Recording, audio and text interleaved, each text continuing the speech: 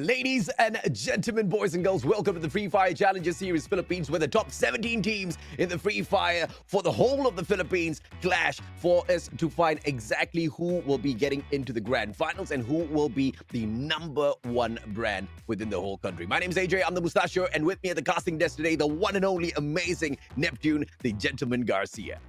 Thank you very much, AJ, for the introduction. And yeah, I'm very much excited on what we have right now for tonight because, we're past the halfway through, or we're starting the halfway of the league series. And well, as what AJ keeps mentioning all throughout the previous days of the tournament, there are a lot of surprises that usually comes in from the halfway mark. So later on, you're going to see one of the surprises that we have in store for you, or Free Fire has in store for you, and it will be hot, AJ. Oh, absolutely, man. I mean, the one thing that we always look forward to in the second week of Free Fire competitions is the fact that there's always going to be a shuffle of the groupings, and we want to know what's happened, right? The group of death, Group C, has it transferred over to somewhere else, or is Group C still the group of death? Either way, ladies and gentlemen, boys and girls, all of the hardest of action that you see from the FFCP is brought to you by none other than Infinix Mobile, the official sponsor of the Free Fire Philippines Open. And you get to fire up your game with Infinix's best-selling gaming smartphone, the Infinix Note 11S, nephew. Yeah, I mean, Free Fire Challenger Philippines is sponsored by the Infinix Note 11S. As you are seeing right now on your screen, a powerful smartphone with Helio G96 Ultra gaming processor. Now, this is one more thing that really fires me up, because you can fire up your game and get this now for only 9,990 pesos, AJ. Too cheap, man. The entry level into pro gaming, the entry level into becoming a content creator for Free Fire, is way too low right now. If you guys are wondering exactly how those pros go out there and do it, some people start with a very, very basic device. And you guys don't even need to start in there from the basics. You guys get to go pro level with just under 10,000 pesos. That's absolutely insane, right? And if you want to know exactly what's going to be even more insane than that, ladies and gentlemen, boys and girls, day number 5 of the Free Fire Challenges Philippines Season 1. Dude, I'm absolutely pumped up, man. I cannot wait to see the groups that have been shuffled up, Neptune. Yeah, definitely. I mean, as what you mentioned earlier, there are some changes, and the group of death, will they be the same group of death? But before we go there, let's check out what are these teams fighting for, because we have the league stages prize pool that is up on your screen right now. Well, everyone from the 17 teams will be getting prizes in here. So coming in from bottom right now, 2,500 from 15 down, and then there is 11th down up until the 14th will be taking home 5,000 pesos. Now going into the 9th and 10th, they will be taking home 7,500 pesos, AJ. Yeah, absolutely, man. 10,000 pesos for those who manage to slot themselves in there to the 5th all the way down to the 8th spot. 15,000 pesos if you are the lucky number 4. Third place gets 25,000 pesos, 50,000 pesos for the runner-ups. And of course, the grand number 1 placement gets 75,000 pesos. But it all doesn't end there. Once again, ladies and gentlemen, boys and girls, the top 12 within the league stages is exactly what these teams are looking for, because it rolls on into the second page. Yes, the grand finals has got its own prize pool, and it is huge, Neptune. Yeah, definitely. I mean, speaking of huge, guys, I like to start it off from the first place, because that is a whopping 400,000 pesos, and that is a huge lot. And there are a lot of Infinix Note 11S that they can take home right there. And moving into the second, we have 150,000, which is like not even not even half of what they have on the first place. So I guess, AJ, this really changes a lot of things when it comes to going into the grand finals and then taking on the battle.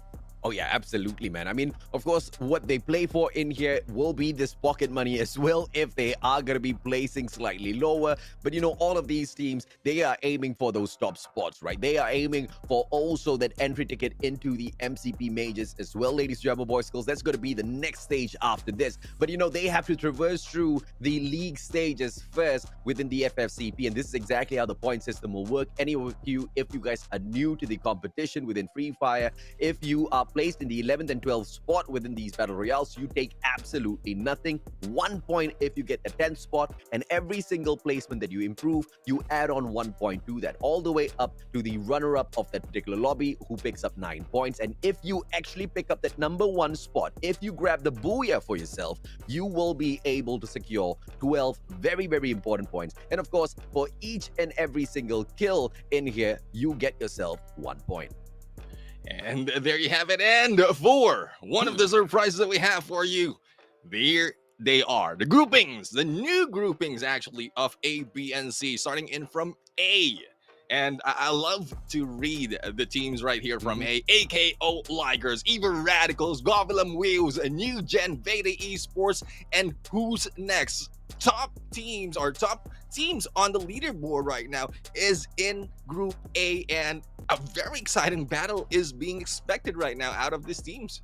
Oh, yeah, absolutely, man. I mean, this is crazy stuff, right? AKO Ligers in Group A. They are sitting down in the 2nd spot so far, ladies and gentlemen, boys and girls. Eva Radicals, you guys know exactly who they are. They have been one of the supreme brands within the competition, but right now in that 4th spot. And, you know, who else do we have in here? Govilum Views. They are the ones with the most number of booyahs in the competition so far. In Group A as well, we've got Waitay Esports. Who else are they? The number 1 spot, right? They are the ones who actually hold on to that. New Gen within the competition itself, they have not really been a huge threat, so they really have to be careful in the upcoming lobbies. But who's next? These guys have been hanging with the best of the best in here so far, and I think they're absolutely excited to see exactly what's up and ahead for them. Purgatory as well as Bermuda, those will be the maps that we rotate through today, Neptune. Yeah, definitely. And I'm pretty sure those who are proficient on Purgatory as well as Bermuda, well, I think everyone is great in Bermuda as OG map, will be able to give us a great shows. But Purgatory is something to look forward to, especially with the new groupings right now. A lot of probably a slow start from these teams because they're working on different strategies, works that didn't that might have worked from the previous days, but it might be different nowadays. So A and B will start it off with 2 maps, B and C following it up for the same map, Purgatory and Bermuda, and then A and C for the last 2 matches of today. Yeah, and here are the teams you guys have to keep your eyes out for today. Eva Radicals, once again, the apex predators of the competition, but they've kind of slumped down into the 4th spot, albeit not too far away from that number 1 position, right? They are just 20 odd points away, and you know one solid game can change everything for them. But Equinox, now this is the team that most definitely deserves our respect because they've been on a slow climb. 1 booyah in the competition so far, 56 kills, and 56 kills is very impressive because that's more than, you know, who's next has picked up for themselves in that 6th spot. So most definitely a up-and-coming team. Yeah, boy, he has been able to find some of those shots, building up that momentum very slowly for the squad. But, you know, the rest of the team members, it is high time they step up as well, Neptune. And of course, the third ones that we have in here, Waitay Esports, my friend. The ones who have managed to just grab that number 1 spot before we ended week number 2. Yeah, Veda Esports, they ninja them way up in there. I mean, they're not really showing up all throughout the series, not really that much of the booyah, but when they turn it on, they really go in and catch up on the points, take the number 1 spot before the week ended, and they really dominated. So I'm really excited to see what will be coming up on this a new day of Free Fire Challenger Philippines. I would say new day because a lot of changes and then a lot of excitement really in store for us. Absolutely, man. And, you know, I want to see exactly who will be the brands that, you know, kind of stomp their feet of dominance right down from the get-go, kind of show the other teams that they are here and they mean business in the 3rd week of the competition, right? Because altogether, we only have 4 weeks of the group stages, so 4 weeks of the league stages, I mean, as a total of 8 days. Today's day number 5, and therefore, basically, including today, they've only got 4 more of these days to kind of climb up, right? Now, for the brands that kind of hang around at the top, they know the top 12 is fully secured for themselves. That's absolutely fine. But this time around, the second half of the competition, it's going to be for the bottom feeders, Neptune. We're going to see exactly who makes the cut. Yeah, definitely. I mean, and I guess some of the teams right now will really show it off because this is like halfway through. They need to make the cut. They need to catch up on the points. So this is time to do it. I mean, there's no waiting for the last day because Mhm. they might have been a little bit too late already if they Yeah. try to catch on for those remaining two or 1 day. But if they are in there ready and have their plans already set up, then they have to execute it today. And here we're going to start off with Purgatory. I mean, Purgatory, this is a map where it's really excited because Mm. there's a lot of like the placement of the safe zone is Mm. really unpredictable and Oh really yes. exciting to see those that are difficult to go through with, Yeah. especially in the final 2 or 3 teams, AJ. Yeah, absolutely, man. And one of the things that makes Purgatory just such a challenging map is just the vast space that you have within these compounds. And it just is a difficult process to navigate from one compound to the other. You want to be looking for those vehicles very early on, and the one thing that you don't want to be finding early on in this competition is another squad. Yeah, I mean, well, unfortunately, well, we are seeing right now VDR and BA. I'm saying unfortunately because we might be seeing Mm, another getaway mission from Black Angels. So hopefully they've already changed their tactic and they are ready to fire it up. I mean, go in on this fight and ballot on, get a few more kills compared to the previous day, not yeah. just aiming for the placement because they've already done that several times already. Mhm. So, but looking at the minimap right now, I think that's still the plan, AJ. I mean, great decision making coming through for the Black Angels. They've not really gone in and engaged so much with the other teams. Every time they have attempted an engagement, they kind of drop out very early on within the competition itself, and it's always been difficult for them. Right? We tried to ask them to step up in the kills department, and I believe they did try to step it up, but it would just they were just moments where the team almost looked like they were turning around and saying, "You see, Mhm. Mustachio, this is why we weren't doing that." You know, but look at BDR, man. They're not giving up, just going in here for the chase. General, on the other hand, for the side of Trot WYS, will suffer an early loss as one of their players. I'm not so sure if or not the guy took, he put his phone down. He wanted to take a quick toilet break, but he didn't get the memo. The match had started already, and back to the lobby he goes. Gradient now on the ground as VDR, the Vindicators, just not letting go of this opportunity at all. And now that the Vindicators know that this is the Black Angel squad, they're not going to stop. They're going to come in here for a full-on rush. Yeah, I mean, Vindicators right now is on their way, going in on the ninth spot after the end of the previous days, and right now with this kills that they'll be able to gather, just in case, Black Angels will not be able to defend themselves that well, like as we are seeing Zia right now going for the backstab against two, but will not be able to go for the knockdown. They are now dealing with half HP AJ, and Eklog will be taken down. And here we go. I think Black Angels right now. There's a new team that we're looking at right now. And there goes. Grayton has been taken down, but eliminated. Chassis will be out as well. Not really a good exchange, but I think the Black Angels are on fire and will be going in. Anshin will go for the finishing touch and picking up Ugg right there. Whoo, AJ, a new Black Angels. We're looking at an Anshin just pull that off.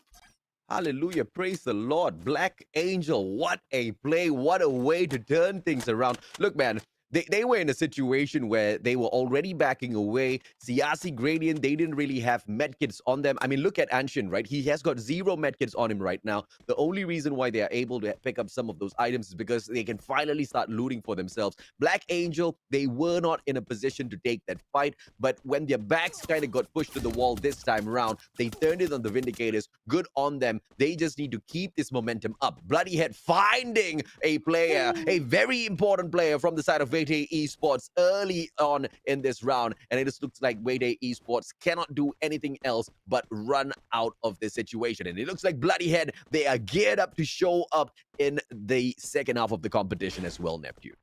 Yeah, looking at their place in the map, I think having those gunshots coming from Black Angels really put them on those on their toes. So Bloody Heads are really on the lookout of who's going to like go past them. And unfortunately, McRory just went in there leading the pack a little bit too far. No chance for a pickup, and also out and open. So the 3 members will need to change their strategies right now. They Mm, need to be a little bit more passive, but hopefully, I mean, they were able to pull it off from the previous days. It will be an early change, I would say, and in a situation where in Group A has changed with all of the killers right now, I would say killers, really, it will be a very difficult part on the side yeah. of Beta Esports because without McCrory, I Mm, think they will not be that aggressive, yeah, more on the you're right. passive side and going Yeah. in for the placement.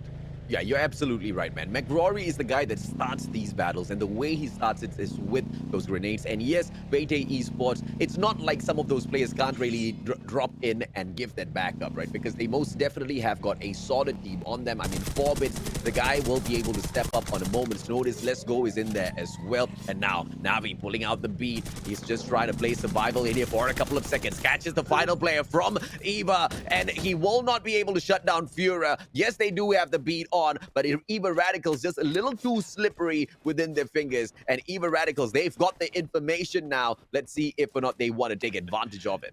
I love what Fuhrer did there. It's not even moving that fast, but I mean the way he rotated towards around Trot WIS in there is really Oh, getting more on information. Tanamo is being hit from afar, and Shanks right now might take advantage of this. But here comes the rest of the teams of Eva Radicals, AJ.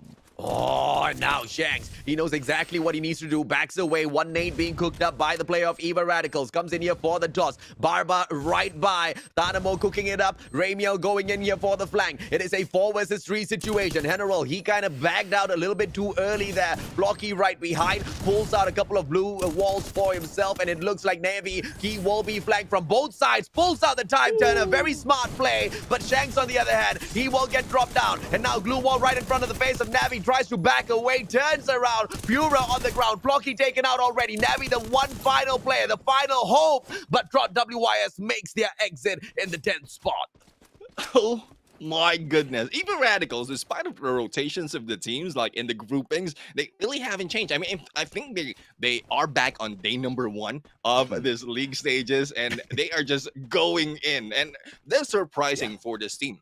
Oh, They yeah. are really going from the start, really putting it all on, Mm. and then just died down or like probably slowed down towards Yeah. the end of the half. And then I think there will be the same tactics right now, but there will not be any slowing down for you Oh, because yeah.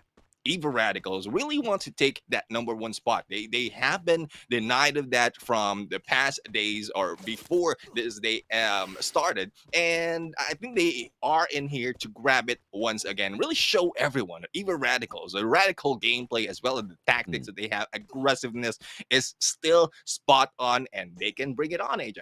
Oh, yeah, absolutely, man. I mean, if you're Filipino and if you want to bet on that one team, then you know we'll be able to move on to the MCP majors and potentially even to the Free Fire World Series and make the Philippines proud. You most definitely will feel comfortable betting on Eva Radicals, right? But there are those other brands that are trying to steal the spotlight for themselves as well. Brands like Govilum Views, AKO Ligers, Vete Esports, and now Ego as they back away from the situation, stealing that McLaren, but AKO spraying it down. And my friend, you're running out of time. MJ gets dropped down onto the ground by Kanoho. From the back, Ego has got absolutely nowhere to run. Pepper backing away into the watchtower. A double glue wall pulled out as well. And these guys have got absolutely zero space to jump out and run away from. And a couple of nades can finish this off. Pepper now just being dropped down a little bit more on his HP. Glue wall being pulled out. But Kanoho with that nade just make this look way too easy. And now all we can do, Neptune, is just say our prayers for the players of Ego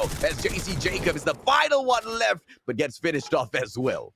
Yeah, I mean, AKO Ligers right now, really aggressive stuff coming from them. And Ego Oblivions, they just trapped themselves in there. They were trapped already with only one or a couple of way out or exit points in there in this tower. But Yeah. they trapped themselves with that glue wall and no way Mm, out. Jacob really has no chance. He might yeah. be able to like get a few kills in there, a few knockdowns, and probably give himself a more percentage Mm, of success against AKO with the 3 members before that 1 member was revived. But unfortunately, with that waiting strategy of them, it won't really work. And well, with 4 members revived 1 as well as the rest who are gunning him, Ego Oblivions will be taken out. So three teams already out in this game. Black Angels AJ is now lost two members, so it's a little bit Yeah. difficult for them. But I think they are going back to their strategy of going for the placement, Yeah. and they got a kills already. So I think this will be a better fight for them if they get a good placement points.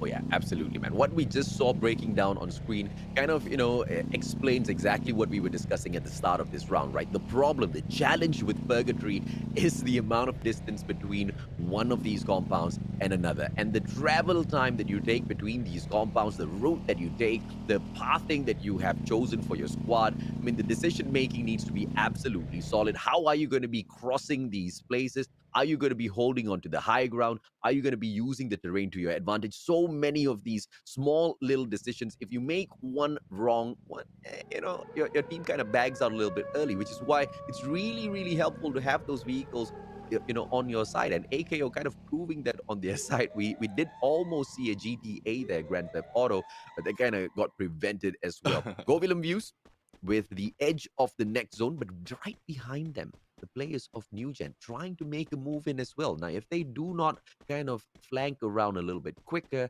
they are going to be gate kept by Go Willem Views. And those guys will eat all of these players up from the side of New Gen. Yeah, as we can see, I mean, there's already one roaming around getting information. They are really hungry for kills right now because they need to catch up. They've seen a lot of teams already that they want to take over on the kill feed. So I think there's a chance for them. But there you go, Chairs once again going sideways. And even Radical AJ, really the Radical gameplay. Oh, yeah, absolutely, man. And now AKO, Seiya taken down from afar as well. Taramo with the backup. Kanoho just cooking up that nade. Can he give that backup to the rest of his team members? Toby in here as well, ladies and gentlemen, boys and girls. Eva Radical, 4-5. Here comes the vehicle. Sends Toby flying. Jumps out of the vehicle. Drops him as well. Kanoho trying to play survival with the final nade. And this is the end of AKO Ligers. As it looks, there's three players from the side of Eva Radical. Smart plays coming through. The maze being dropped in here by Kanoho so far, trying to secure at least one kill for himself. Two more glue walls, but the end of the AKO Ligers. And now here comes who's next. Try to prey on the players of Eva Radicals as they finish off that battle. Backstab by Mercy, and it looks like Ramiel on the ground. They don't want to take the kill, and there's a wrong move from Mercy as Eva Fura with the backup from afar as well, Neptune. Yeah, we have a long backup in there coming from one of the members of Who's Next. And there you go. One more has been taken down. Yeah, Dope was able to go in and take down the Barb at that point. But Hawkeye is the only one remaining right now. And with the two members up and being picked up or going in for the pickup right now, I think they'll be able to survive. But that one member needs to run away. Otherwise, it will be a complete annihilation, elimination of Who's Next, AJ. And it looks like they just walked in to their death trap. New Gen being taken out by Embalore, as well as his grenade launcher. Hawkeye comes back in here like an Avenger to save all of his team members, as well as get a little bit of revenge. And yes, he does manage to go in there for a drop, but it's just a little bit too much for him as the numbers catch up. Eva Radicals with the 10 kills so far. One of the most dominant teams out there on the battlefield. They strike once again in the opening of the second half of the competition, Neptune. Yeah, definitely back to day number one, AJ. I mean, they're backing all the skills right now, and looking at the data they have, they're like for a single day, they have the most number of kills that they can do within a whole day of the league stages. 45, followed by Beta Esports, which has 44. So I think they are in here like upping their game, trying to catch up, or not really catch up, like exceed their highest kills for a day and probably continue on and bag that number one spot after, I would say, after 2 or probably 3 matches. They might be able to do it if they continue on this gameplay. Yeah, it's all about the positioning and Vete Esports. They're doing one thing right, taking over the high ground in this next circle. They are trying to place themselves as close as possible towards the center so that there will be not much of traveling to do later on. And one of the things that they also start doing is taking down the vehicles, whichever ones that they can spot. And Go Willem Views, the first ones in trouble. And without those vehicles, that just cripples them a little bit, forces them on foot. And with the high ground view, it just puts Vete Esports in a really, really comfortable uncomfortable position. Let's see how they will continue to manage that. But as we switch on over to Eva Radicals, they're trying to shut down Bloody Head. And now, with Nautical being knocked down out of this vehicle, that will be a great start. But look at Bloody Head. What a parking. They try to get the vehicle out of the sights of Eva Radicals first. Yeah, I mean, it's a good positioning right now from the side of Bloody Head, but unfortunate for them, they also have Beta Esports on the other side. So Eva Radicals need to make their move. Maude has been taken down in there, and I think the rush by Tanamo is really in time because there's a little bit of a time that is needed by the rest of Bloody Heads to go for the pickup, and then they are being shot in there from the other side. And oh, it is a Black Angels right now who's going against them, and there goes the elimination of team number 5. Black Angels were now left with 4 teams, AJ. Yeah, and now Bloody Head, they've been forced to the edge of the current zone as Eva Radicals takes over the edge of the next safe zone. What a way to turn around the situation. Eva Radicals, as dominant as ever, as sneaky as ever with those strategies as well. The Namo trying to open up with a nade, a good one against Cryfu, but it doesn't get a knock-in, forces him to use a medkit first. The Namo coming in here with a second delivery. Cryfu!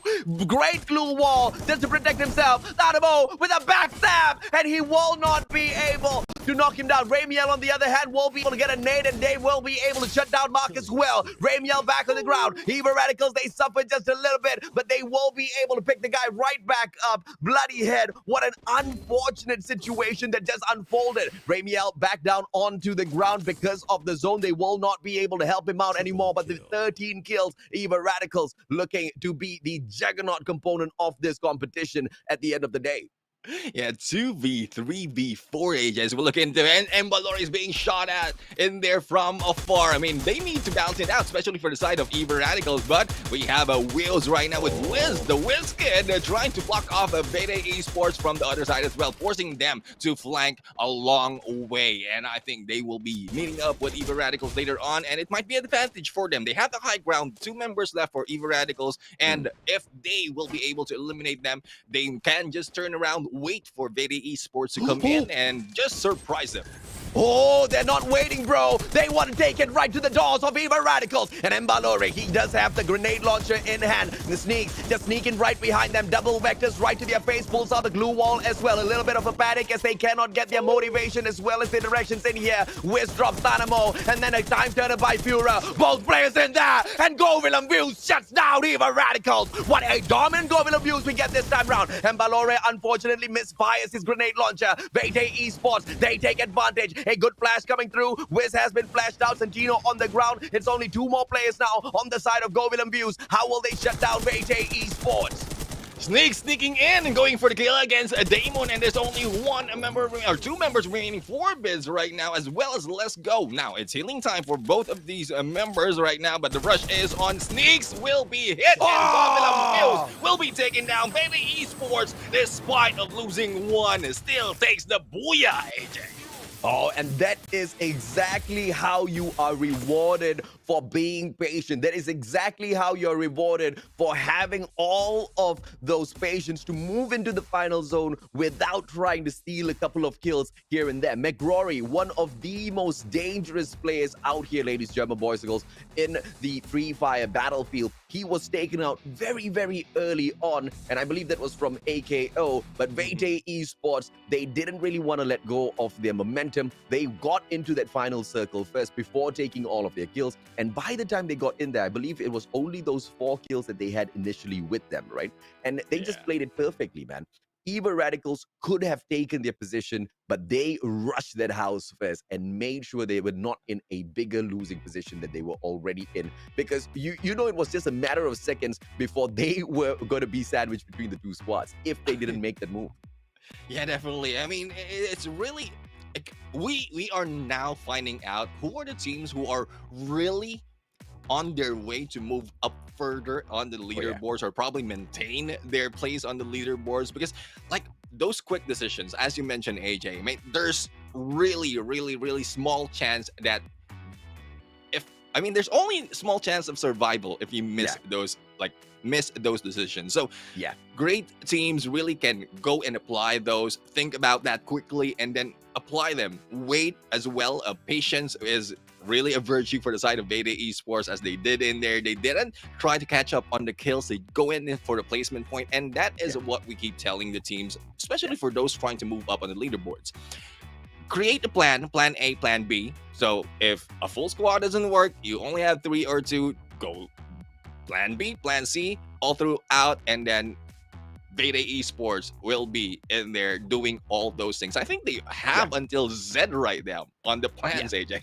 Yeah, absolutely, man. I mean, you need to be fluid with your strategy. You need to be able to change at a moment's notice because it's a battle royale. You don't know what the gods of RNG are going to be throwing into your way. I mean, there's no way Beta Esports would have thought that McRory is going to be the first player that they lose. McRory is so important that he's like kind of like the Embalore of the squad, right? Yeah. And he kind of opens up some of these matches for them, and that's exactly why we saw even in towards those final moments, it was very difficult for Beta Esports to go in there and aggress upon anyone, and therefore they played the strategy the best way that they could. They didn't have their match opener, and they didn't open any matches. They just finished off the opponents that came for their heads, and I thought that was a really solid plan coming out of Beta Esports, just kind of managing their strengths out there on the battlefield, not really over aggressing and looking for these skills that could have really put them on the chopping board. But even Radicals, though, I mean, with all of that aggression, they should have been taken out a little bit more earlier, but they just continue to prove themselves as the apex predators of the competition. I mean, quite untouchable in some of these situations, no, nephew? Yeah, definitely. I mean, they know their way in onto the fight. They get information. They plan it out that quickly, as we've seen earlier from Führer, taking information, like going around the Trot WIS. And then the moment that they get their signal, they just will go and rush in there. They know how to place themselves properly into the fight. We're in, like, if one will be taken down, there's a bigger chance for them to go for the pickup and probably only lose one just in case they don't go for the pickup. So Eva Radicals has also that planned along. And for the side of AKO Ligers, I mean, we've seen them grow. Like, they went in from 10th up until the higher parts of the leaderboards, and they are in there really putting out their best. Unfortunate for them, they went in against Eva Radicals, and well, still aggressive team. Eva Radicals as well as Goblin Weaves right now being in one group and challenging some of the teams right now who's going in passively or slowly moving up. This is really exciting change up. Yeah. I mean, can we talk a little bit about how Eva Radicals just took those fights back to back to back to back to back? And they were just so dominant out there, right? Who's Next kind of just chased them down, and they caught them in a terrible situation, but Eva Radicals still managed to turn things around against them. But it was against Govilum Views where things got a little bit tough. And here's the worst part. Govilum Views might have been able to pick up the booyah here if it wasn't for that little boo-boo by Embalore blowing himself up with a grenade launcher. Yeah, definitely. I mean, having 3 against those members, 3 on 3 actually. But as we look at it, AJ, Eva Radicals is not backing out. They are taking the first place in here for the round, taking 13 solid kill points as well as the 8 placement points, total of 21 against Beta Esports, who took the booyah. A good placement, but we've already explained why they didn't get that much kill points and the disadvantage, but still taking the booyah right now, going in second, tying it off with Goblin Wills, another aggressive team. This is really, really, really something that we want to see. All those top and aggressive teams right now battling it out. We're getting the idea on how the grand finals will look like. Oh yeah, absolutely, man. I mean, Eva Radicals just proving themselves as usual. You want to take us from one group of death and throw us into another group of death. Any group that we are in is a group of death because we will do the killing. That's the exact message Eva Radicals is sending out. You put them into such a... I mean, just in Group A alone, out of the 6 teams, you have 5 of them in the top 6 of the competition. That is how crazy Group A is. Eva Radicals part of the group, it doesn't affect them at all. Guys are not even batting an eyelid. They're just going out there slaying. They didn't even get the second spot, bro. They launched themselves into the first place. Crazy stuff. Bloody head. They take 7 placement points, but only 4 kills. And of course, the 11th spot. Black Angel. very impressive way to turn things around early on in the competition against the Vindicators. And Vindicators just got knocked out. And I think they didn't even see that coming on their side, right? So great, well done by Black Angel to actually do even better than AKO Ligers, who kind of bombed out this round with the 7 points. Who's next? Fugen, the Vindicators, Ego Oblivion, Strot WYS, kind of making things up for the rest of the competition. And of course, as you guys see at the very bottom, a little bit of a sad news for you guys. Team No Fear has been disqualified from the tournament. At the moment, we do not have any further information on this, hence why you actually see only 5 teams within Group B.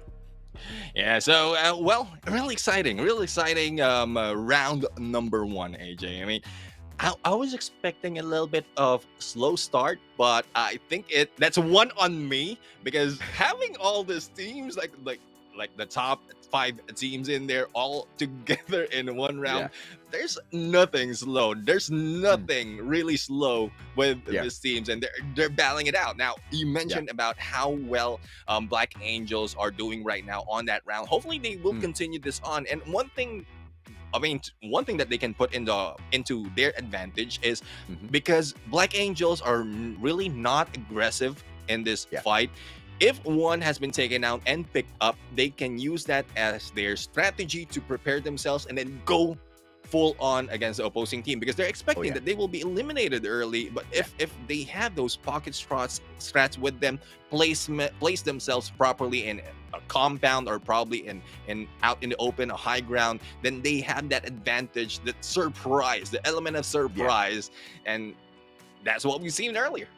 Yeah, absolutely, man. And, it's just really nice to see them kind of strategizing exactly how to take back some of these situations. And that's something that we have not seen from Black Angel. But it kind of begs the question, what if the Vindicators didn't chase them down? Would they have just continued running? And would they have just come across another team and kind of just bagged out a little bit earlier, right? Because, as much as I'm very happy that Black Angels managed to shut down the Vindicators, luck kind of played quite a big part in that as well, right? They were, at the end of the day, running away, and Vindicators kind of forced that issue, and it was the Vindicators that kind of made a mistake, and Black Angels, they were able to overrun that situation, and that's what we want to see more of. Black Angels spotting those mistakes in some of these other teams and taking advantage the moment that they see fit. Go Willem views, ladies and gentlemen, boys and girls, they are not going to be disturbed by anyone at all, so it's going to be an early pickup in here. But when you look at Team Bloodyhead as well as the Vindicators, the same cannot be said. Right now, we are in Rimnam Village with the one and only Go Willem reviews, but as we switch on over,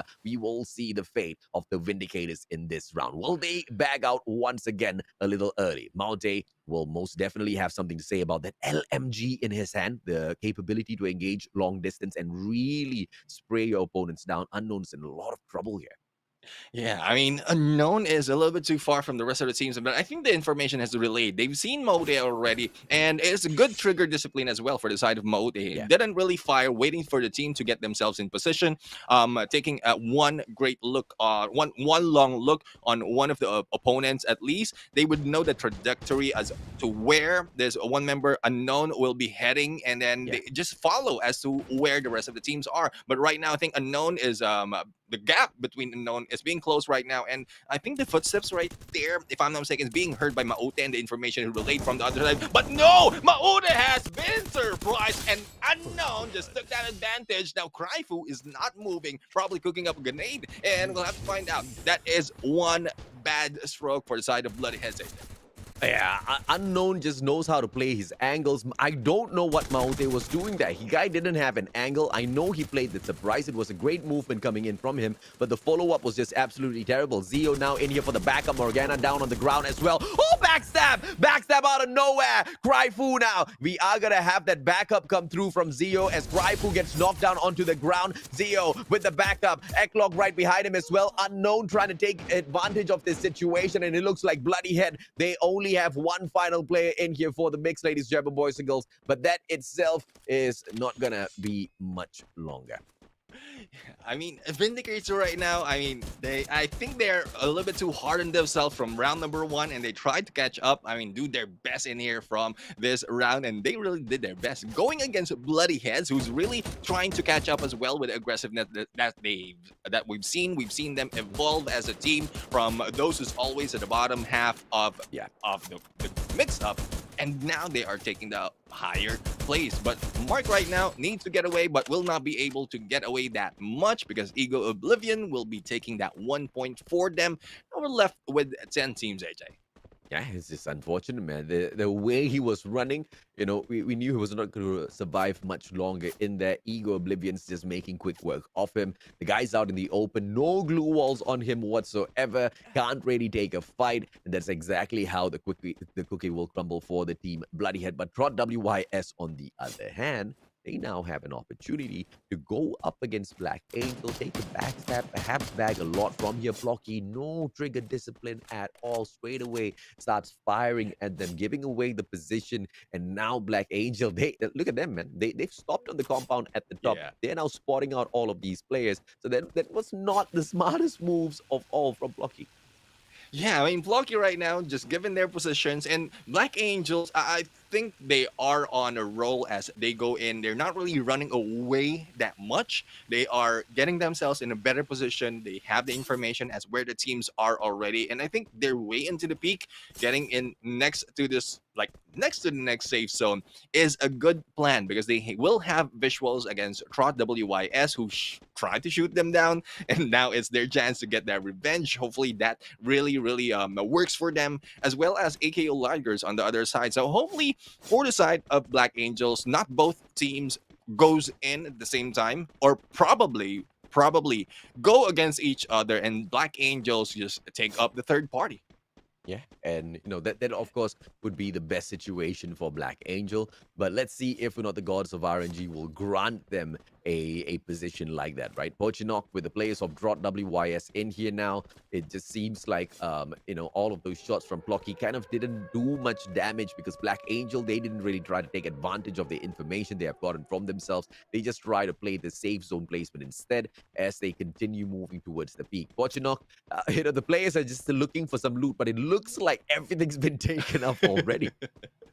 Yeah, I mean, that explains as well as to because we have questioned some of the tactics from teams, like being a little bit too spread out onto the drop. That really explains it because every compound that you drop into, a chance for you to take it all, and then there's a lot more of chances for the rest of the teams as well to get as much loot as possible from the start when you finish up, and then just regroup in that time. Now we'll have to find out if that will be the case for some of the teams right now. And switching over from team to team, we've seen Eva Radicals as well as AKO Ligers right here, and they are getting their placement on to the next safe zone with Churs on the information gameplay. I mean, Churs right now really doing well in getting the information. Hopefully, and I'm crossing my finger right now. Hopefully, Churs will not be taken down because so far, if I'm not mistaken, for the most time that we've seen Churs go ahead for the team of AKO Ligers, Churs is always taken down and brings the chance for AKO Ligers to really give their all, especially if they lost Churs and 3 members remaining in their side. They need to have a full squad go in on a little bit of mix and of passive and aggressive to really retake or maintain their position onto the leaderboard. Yeah, and the ideation most definitely is there some of the times for these teams. It's just the execution might not really come off as planned, right? And that most definitely has got something to do with exactly how they choose to position themselves very early on with some of these safe zones. And it's just really all of those decisions that kind of compiles together towards that final zone. And it's really good to see those vehicles picked up by these players in here this time around. In Bermuda, yes, they most definitely come in handy, but right in front of Eva Radicals now, Black Angel really not in a great position at all. If they get caught out, this might just be the end. Barba as well as Fura, one vehicle each for them, as they will be able to get a lot of this information and play that aggressive gameplay that we know Eva Radical so well of. Yeah, I mean, I'm looking at the placement of Black Angels in there in the minimap, and I think their placement right there, it might be a very difficult position because they have Eva Radicals, but they have an exit strategy. There is a zip line that they can take and get away from this, and hopefully, they really don't run away this time. I like to see how they will fare against Eva Radicals. I'm not saying that they Mm, can take them out that easily, but yeah. it's more of a motivation for them, especially if they take out two of the members of Eva Radicals, and Mhm. it's two more kills for them. Well, with the placement, they might be eliminated, and little points for the placement, but at least you will have that motivation that you can go against one of Oh the yeah. top teams of this series. Oh yeah, absolutely, man. Monster truck, you don't see that around a lot, and I wonder if or not the amount of damage Eva Radicals will be able to deliver, just kind of piles up with the size of the vehicle, right? But it's really nice to see the ideation coming in here from Eva Radicals. What is that? It's quite a big map, so therefore you get the vehicle, but not everybody piles into the vehicles because it's a little bit risky as well. What those vehicles serve to do is as an escort. You've got one vehicle in front, you've got one vehicle behind. If you get attacked from the front or the back, those vehicles will be the main decoy that goes in there. You drive through those players and then you wait for the backup to come through, right? And as you can see, Tanamo is not in one of those vehicles. Why? Because this is the guy that will be able to give those vehicle players that backup from afar with all of his shots. As you can see, Ramiel as well, he does have that ranged engagement. And that's the way Eva Radicals kind of strategizes their way in here, uses the vehicles to their advantage and not really take a lot of risk, but at the same time bag so many of those kills. It's just so beautiful to watch them play Free Fire, nephew. Yeah, definitely. I mean, I just got goosebumps in there seeing Tanamo and Ramiel on the sniper because we know how these two members of Eve Radicals are on the sniper. Plus the vehicle gameplay that they're putting in play. This is a combination of weeks and months of Mm. previous tournaments that we've Oh seen, yeah. and I like to see how this plays out. Now, speaking of playing out, Black Angels right now, I think they are really making their way onto the placement, trying to choose, or actually they're not choosing their fight right there, just getting a good position. And once again, we're calling out Black Angels. If you get a good Mm. position already, just try and get a few more kills compared to what we've seen previously, and they are on their way up onto the leaderboard, probably taking a 12th spot if they Yeah. make that work. The one thing I've learned is don't pressure Black Angels. They get very nervous, man. Carnival from the snipe from afar. Oh my lord, Eggclog just standing around, just wondering what is going to happen to him. But my friend, if you do not shoot back, you're probably going to get shut down. Zio managing to drive away with that vehicle. Taramo, they will be able to find that vehicle. Eggclog just knocked away, and Taramo will be able to finish him off. Napsty from across. Cheers has been taken out of the equation. AKO Ligers being shut down as well, one after the other. But the players that we are keeping our eyes on, Eva Radicals, how much more aggression will they show us in this competition? Look at Tanamo, man. 16, 17, 18. How many glue walls does this guy want to collect? Yeah, I mean, I think they have specific role right now that they that has been assigned from them, apart from just the weaponry that they can use, as well as the utilities that they can carry. Now, going in on to who's next, we have AKO Ligers against who's next, and as you mentioned, AJ earlier, Churs has been taken down, so that's usual pattern that we're seeing from Churs, because Churs is usually one of the information gathering folks that we've seen on this series on the Challenger Yeah. Philippines. So hopefully they play it better next time, because Mm, we've seen some of the teams in there using the vehicle, getting yeah. information, but they play it well, that they know when to get in, they know how to Yeah. get out, and then relay the information. Though yes, there are some comms, but it's better to go with the team and not give the information and exchange your life for it. Oh yeah, I absolutely agree with you, man. I mean, you need to kind of balance out exactly how much you want to bag, how safe you want to be, and how aggressive you are in the competition, right? And if you don't really play that balance, you might just be like the players of Black Angel, where you are just so iffy with the decisions, one compound to the other. You come across a couple of players, you played so safe all this while, and finally, when you think you're gonna get to the final zone, Payday Esports shows up and shuts you guys down. Say, just dropping by to see if or not he can pick a couple of kills. Eva Radicals from afar as well, trying to secure a couple of kills. 2 kills stolen away by Eva Radicals, and Payday Esports is pissed.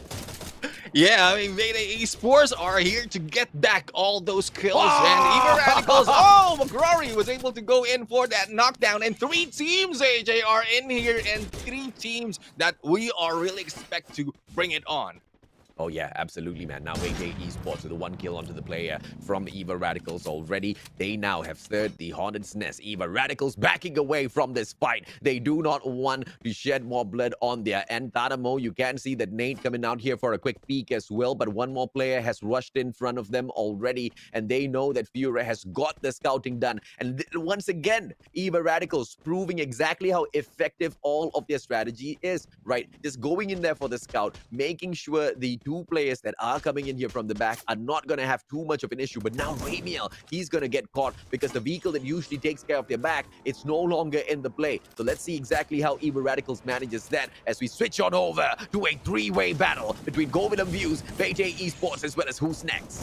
Sneak taking over this compound, but there goes the hit against Mamzi. Well, Who's Next right now not really in a good position, and they are being taken down. But Hawkeye was able to go and let her rip against Let's Go, and the 3-way battle taking a lot of kills from all of these members. The question is, who will be surviving a full squad as well as a lot of kills right now? Because with this knockdown and pickup that has been happening, all they need to do is get a little bit more of speed. But here comes a rush. Who's Next has been eliminated, and it is a different team. AKO will be taking them down now. Wills right now. Santino taking down Damon in this fight and going against Payday Esports, AJ. Govilam Views, they want to bag everything in here. Now, McCrory just behind this blue wall. Embalora coming in here with the spray down. McCrory tries to run away. He does have the close range combat, pulls out the shotgun and the glue wall. Double, triple, 4, quadruple glue walls. Yes, it will save him. Yes, it'll buy him time. McCrory gets shut down with a nade. And that's exactly what makes this so crazy to watch. The Kobe himself shut down with a nade, but it does not end there. Govilam Views going in here to shut down AKO as well. Toby will be able to knock down Sneaks as he is able to get a knock for himself. Sneaks taken out of the equation. AKO bagging the most. Eva Radical still alive and kicking as they take on a fight with Vindicators. Ego Oblivions into the mix as well, but Eva Radicals, they're so far out of the next safe zone. Govilam Views in a similar situation as well. Pandemonium as all of these big names meet each other before even getting to that final zone, Neptune. I mean, I love how it's ending up on this game. I mean, it's a 1 win after the other. We have Wills right now who's trying to rush in against AKO, and we have the vehicle coming from the side of AKO Ligers. On the other side, we have a Trot WIS not really doing good on the kills, but here we go. Toby right now, the killer of the squad of AKO Ligers, being shot down by Embalore, and Embalore in there. Oh, sneaking in and out of that safe zone will not be really smart. Wiz, the Wiz Kid together with Santino, and Wiz is the only one remaining, and there goes the elimination of AKO Ligers by the Wiz Kid, who will be going solo as the safe zone closes down on all the 6 remaining teams. Yeah, let's see exactly what this Iron Lady can bring into this matchup, ladies and gentlemen, boys and girls, as the players go in here for the second final circle. Eva Radicals from afar. Fury gets knocked down by the zone, and Hannarol just pitching in a lot of those shots to make sure Fury does not get in. And the Eva Radicals, they will be regretting splitting up and playing different sides of this zone. Fury not able to bag anything for himself will put the rest of the players from the side of Eva Radicals in a tough spot, but Tadamo is nothing for this guy, Neptune. Definitely. I mean, Tanamo is really going in, evolving. Usually the Rasher from the previous tournaments, but right now the Sniper, and Seems like Trot WIS needs to be wary. And there you go, the Vindicators has been taken down on the other side. Trot WIS, Shanks was able to eliminate them. They still have Eva Radicals as their target, but close to them is also a different team. If I'm not mistaken, this is a new gen right now rushing in for the side of Eva Radicals. They will be pinched, and Wiz, the Wiz kid, is just waiting for her chance, AJ. Yeah, look at those nades, man. Eva Radicals cooking it up already. New Gen needs to back away or they might just suffer defeat. But they do have the numbers. So as they take the fight up against the players of Eva Radicals, we will see exactly what wins. The numbers of sheer tenacity. The Apex Predators now, they are bleeding, they are hurting. Will they still be able to grab anything for themselves? The Wizkid right behind Trot WIS trying to make a way in, trying to play survival. 4 more teams left in here. Blocky takes those shots against New Gen. New Gen! New Gen! They will be able to bag a lot, but New Gen themselves gets eliminated by Trot WIS. And now Eva Radicals making their way in here to the final zone. Govilam Views, Wizkid as well taken out. A double nade being sent by Tanamo as well as Rabiel. But Trot WIS finishes them as well with those nades, Neptune. A good play coming from Trot WIS, and this is the time for them to show. Shanks in there taking the MVP and definitely taking out one of the top teams from this game, and it is a smart move from them. They really didn't rush that much. They get a good position, and well, going against Eva Radicals, I think they are aware that there's Eva Radicals in there because there have been a couple of knockdowns coming from making their way onto that top 12 spot, AJ. Oh, yeah. That was a crazy display coming through from Trot WIS. That's a side of them that we have never seen before. And congratulations, Trot WIS. That has been their very first booyah of the competition and a super convincing one as well, right? And just with that, they will be able to propel themselves into the top 12. And good on them. It was just amazing decision making coming through for all of those plays, right? I mean, let's take a look at General. We saw the players of Eva Radicals go in there for the split. Führer was so far away from the rest of his team members as he had the vehicle in his hand. He wanted to go in there and kind of get that information, but he gets caught out. But General, if he had not just taken a very different situation, Eva Radicals, they're good when they're in the duo. With the trios, they're almost unstoppable.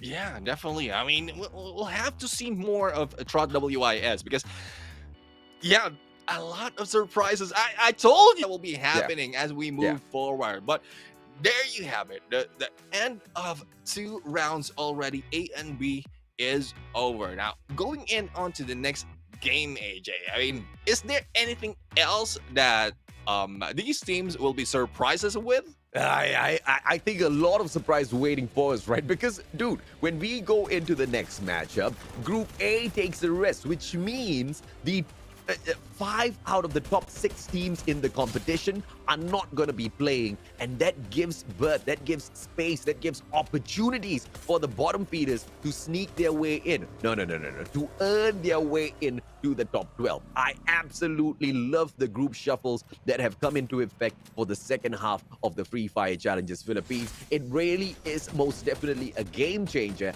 and it gives such a great opportunity for some of these teams who have not really been able to go out there and bag a lot for themselves, now be able to kind of put their mark in the competition. But as I say that, Trot WIS, they took the initiative to kind of push that beyond anything that we could have ever imagined. Whilst Group A was still in there, they smashed them, Neptune.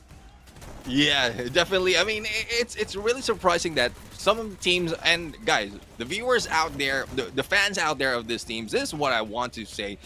You don't just let go of the idea that the teams in the bottom half of the leaderboard is already out and done for. There's still a lot of chance in here for these teams to go back and take themselves up on the leaderboard and on the top 12. So this is what we want to see. This is what we want to find out. They might not have done that much on the ginormous that they might be taking over some of the top teams that we have called out. Behind New Gen, the safe zone kind of pressured her first as she caught up with the rest of the guys. But Trot WIS with the 7 kills and the 12 points from the Booyah, 19 in 12th position for themselves. Eva Radicals hot on their tails in that second spot as usual, bringing out their aggression, this time bagging that second spot, and they will most definitely be comfortable with the 16 points. Govilam Views with the consistency as well. They bagged the 5th fifth position with 9 points each, and the sixth spot, none other by New Gen with the 8 points. And the rest of the table, of course, we've got Wayday Esports, Ego Oblivions, Who's Next, Black Angel, as well as Bloody Head.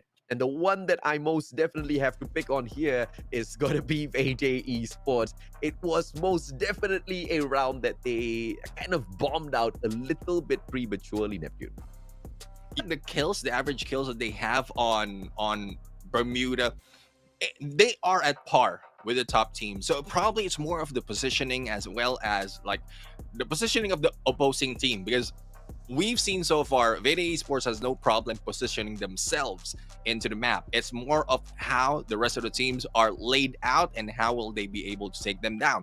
So if there will be an aggressive team from those from the other side of the safe zone, that will be a disadvantage. Really didn't work out for them, but I am pretty sure we'll see a lot more from these teams. Now, going in to the map recap. First round goes 8 kills per round from the previous days that we've seen. And round 2, Trot WYS really changed it up, not just for their team, AJ, but also for those other teams on the second half or on like bottom half of is the one and only Eva Radicals. Why? Because Wayday Esports, they screws right in to the second position. One booyah so far. They are still going in here, fighting in against the play between them. Of course, Wayday Esports maintains their number 1 spot from the first 2 games, but they are kind of dropping in here with this team. They need to be able to step it up if they do not want the aggressive monsters to catch up with them. Go Willem Views, bringing in those consistencies. But this time, in that third position, they maintain, picking up a few points for themselves, 234 so far. AKO Ligers in that 4th spot with 228 points. Bloody Head with the 5th position with 171 points, 149 for Who's Next. Vindicators, VPH Velocity, as well as Equinox makes up the rest of the first page of the standings, Neptune. Yeah, for the second page, we have 10th in there. Rev Ayolos going in for 10th, and they need to work it out. They already have 1 booyah for this team. They need to put in a little bit more just to make sure that they secure their place on the top 12, not to be pushed down, because some teams right here, especially with a booyah coming from Trot WIS, who's currently on 13, might be able to do it once again, over and over again. Ego Oblivion's also showing a little bit of fang from there, but not really that much of a bite from the previous matches. Hopefully we'll see more of them, but being in 11th, not a way to be complacent. There's still a chance for them to be put down, as well as Axis, who's in there on 12, who we'll be seeing later on onto this matchup. Trot WIS, as mentioned, a good booyah from them. Monkey Tribe, Black Angels now on 15, AV Crusaders, and New Gen on 17th, AJ. Yeah, I was super confident that they'd be making it into the top 12, but they, it's going to be a little painful for them to see Axis just beat them by 3 points. And here's the even more painful part. Axis hasn't really competed in the competition so far, and therefore Trot WYS, they have got a 2-match advantage, and they don't really look like they're in a good spot. So if Trot WYS wants to be able to make this the day where they will be able to sleep with a small little smile on their faces, ladies and gentlemen, boys and girls, they need to keep up their momentum. But in terms of the MVP, it goes over to none other than the one and only Tanamo from Evil Radicals. 3,187 on the damage, 7 kills and 1 assist, hit rate of 52%. This guy was an absolute monster out there on the battlefield, and distance most definitely not a issue for him at all, Neptune. Yeah, definitely. I mean, like we keep saying, I mean, teams who are not just the whole team, but also members of their team, changing all throughout the series and from other tournaments that we've seen them so far. I mentioned Tanamo is in there, or Tanamo is in there. Usually a rusher piles up all those nades and then just, put it onto the enemies, are now staying in the back line and still killing it, AJ. Oh, yeah, absolutely, man. He's absolutely slaying the competition so far. But look, Group A, they'll have to take a little bit of a rest now. Group B will be in action all the way to the end of the day. And this next matchup is between Group B as well as Group C. We will be welcoming in AV Crusaders, Axis, Equinox, Monkey Tribe, Rebeliolas, as well as VPH Velocity. I guess through that list, the team that brings in the most sting is VPH Velocity, but even they have not really been able to maintain their consistency. But now, as they get thrown into a really, really good pool of competition that they might be able to take advantage of because they are now the top dogs. We might be Yeah. able to see them soar up once again, Neptune. Yeah, definitely. I mean, it's a good lineup in here for Group B and C. What you mentioned, it's I would say there's like more of a balance. Mm, There's no pressure as this team is on the top, this team is at the bottom. No, no pressure of that. Everything is fair in there, and this gives a lot of opportunity for the teams to really catch up yeah, onto those points, the kill points, as well as execute the strategies that they have, especially on the placement. So I like to see how these teams are going. And one thing that I really don't like to see is a slow start because, like, I mean, I don't want, we don't want like slow start from teams who are really backing off, yeah. not really going in for the fight. So we want a little bit more of fire from them. And yeah, expectation has been set. Hopefully, they will be able to deliver. Absolutely, man. And that's Group C. VPH Velocity being the most dominant one within that group, that's fine, right? But they also have to manage their own expectations because Group B will be taking them on. And within Group B, we cannot say that there are no top predators at all because let us not forget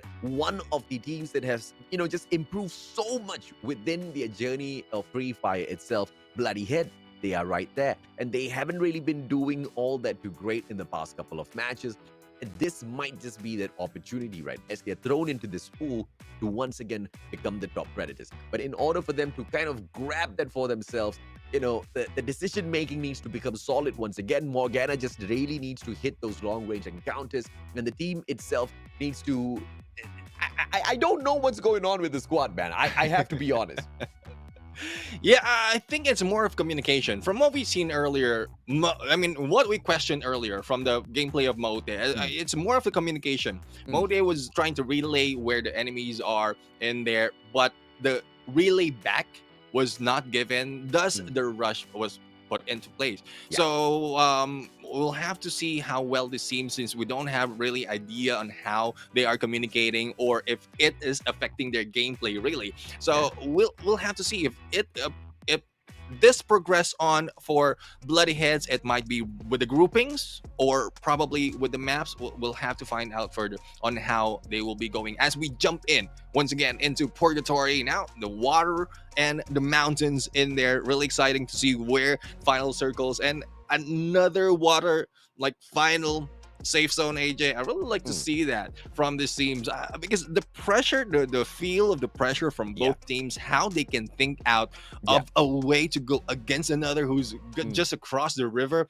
That's what I really love because yeah. we can use that on RGs. Yeah, I absolutely agree with you, man. I mean, it's just the one thing that you definitely do not want to see in there as a player. We casters love to see it because it just throws them into such a crazy situation where those microsecond decisions just make the difference between life and death. We kind of had a opportunity to see that last week. Let's see if or not we will be able to be blessed with such a circle this time around as well. Now, all of these teams kind of just sticking to the right hand side of the map. Golf course, might be seeing the team of Trot WYS, but apart from that, I believe is not going to be any other teams that actually flies out all the way. They're Bloody Head. They are going to be at Ski Lodge, and it's good for them because they're quite a stone's throw away compared to VPH Velocity. And that just gives a good distance for them to kind of find some momentum with those skills first before taking on the bigger challenges.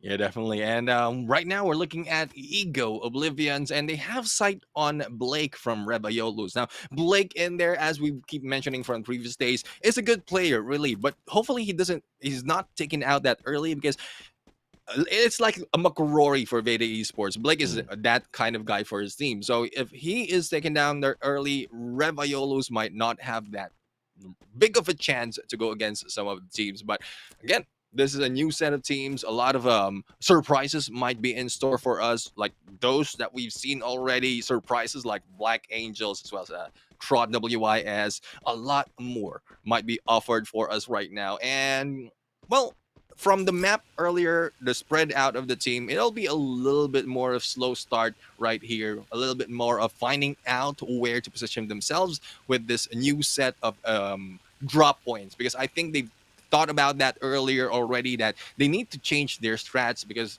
teams are also taking those positions. Oh yeah, absolutely, man. And the one thing you've got to love about Purgatory, although it's a huge map, one of the ways you can manage the distance between compounds is by making sure you use all of those zip lines, right? Because they can Yeah. be found in abundance on this map. As you can see, even in Brasilia itself, you've got, multiple of them crisscrossing each other. But in the one down part is you can be shot off of that zip line. So you really need to be careful before you jump onto it, Neptune. Yeah, definitely. And then just in case you halfway through and it's a steep drop, you got shot down. And I mean that would be a very difficult drop. And then your GG. teammates, GG's definitely. And then your teammate will be out in the open trying to pick you up. Yeah, Oh, you have caused a lot of problem for your team. So they yeah. need to be a little bit a little bit smart Mm, in using those probably just for exit or yeah. I mean they just need to watch out 360 where the information I mean where the teammates are or the opposite teams are so that they would know if they have a little bit of cover or Yeah. probably they can get away clearly in there without any damage for their team. Yeah, absolutely, man. I agree, right? You need to play that game of information for yourself. Axis holding on to Mode House. I'm not a personal fan of this compound. It really, really, really puts you in a tough spot.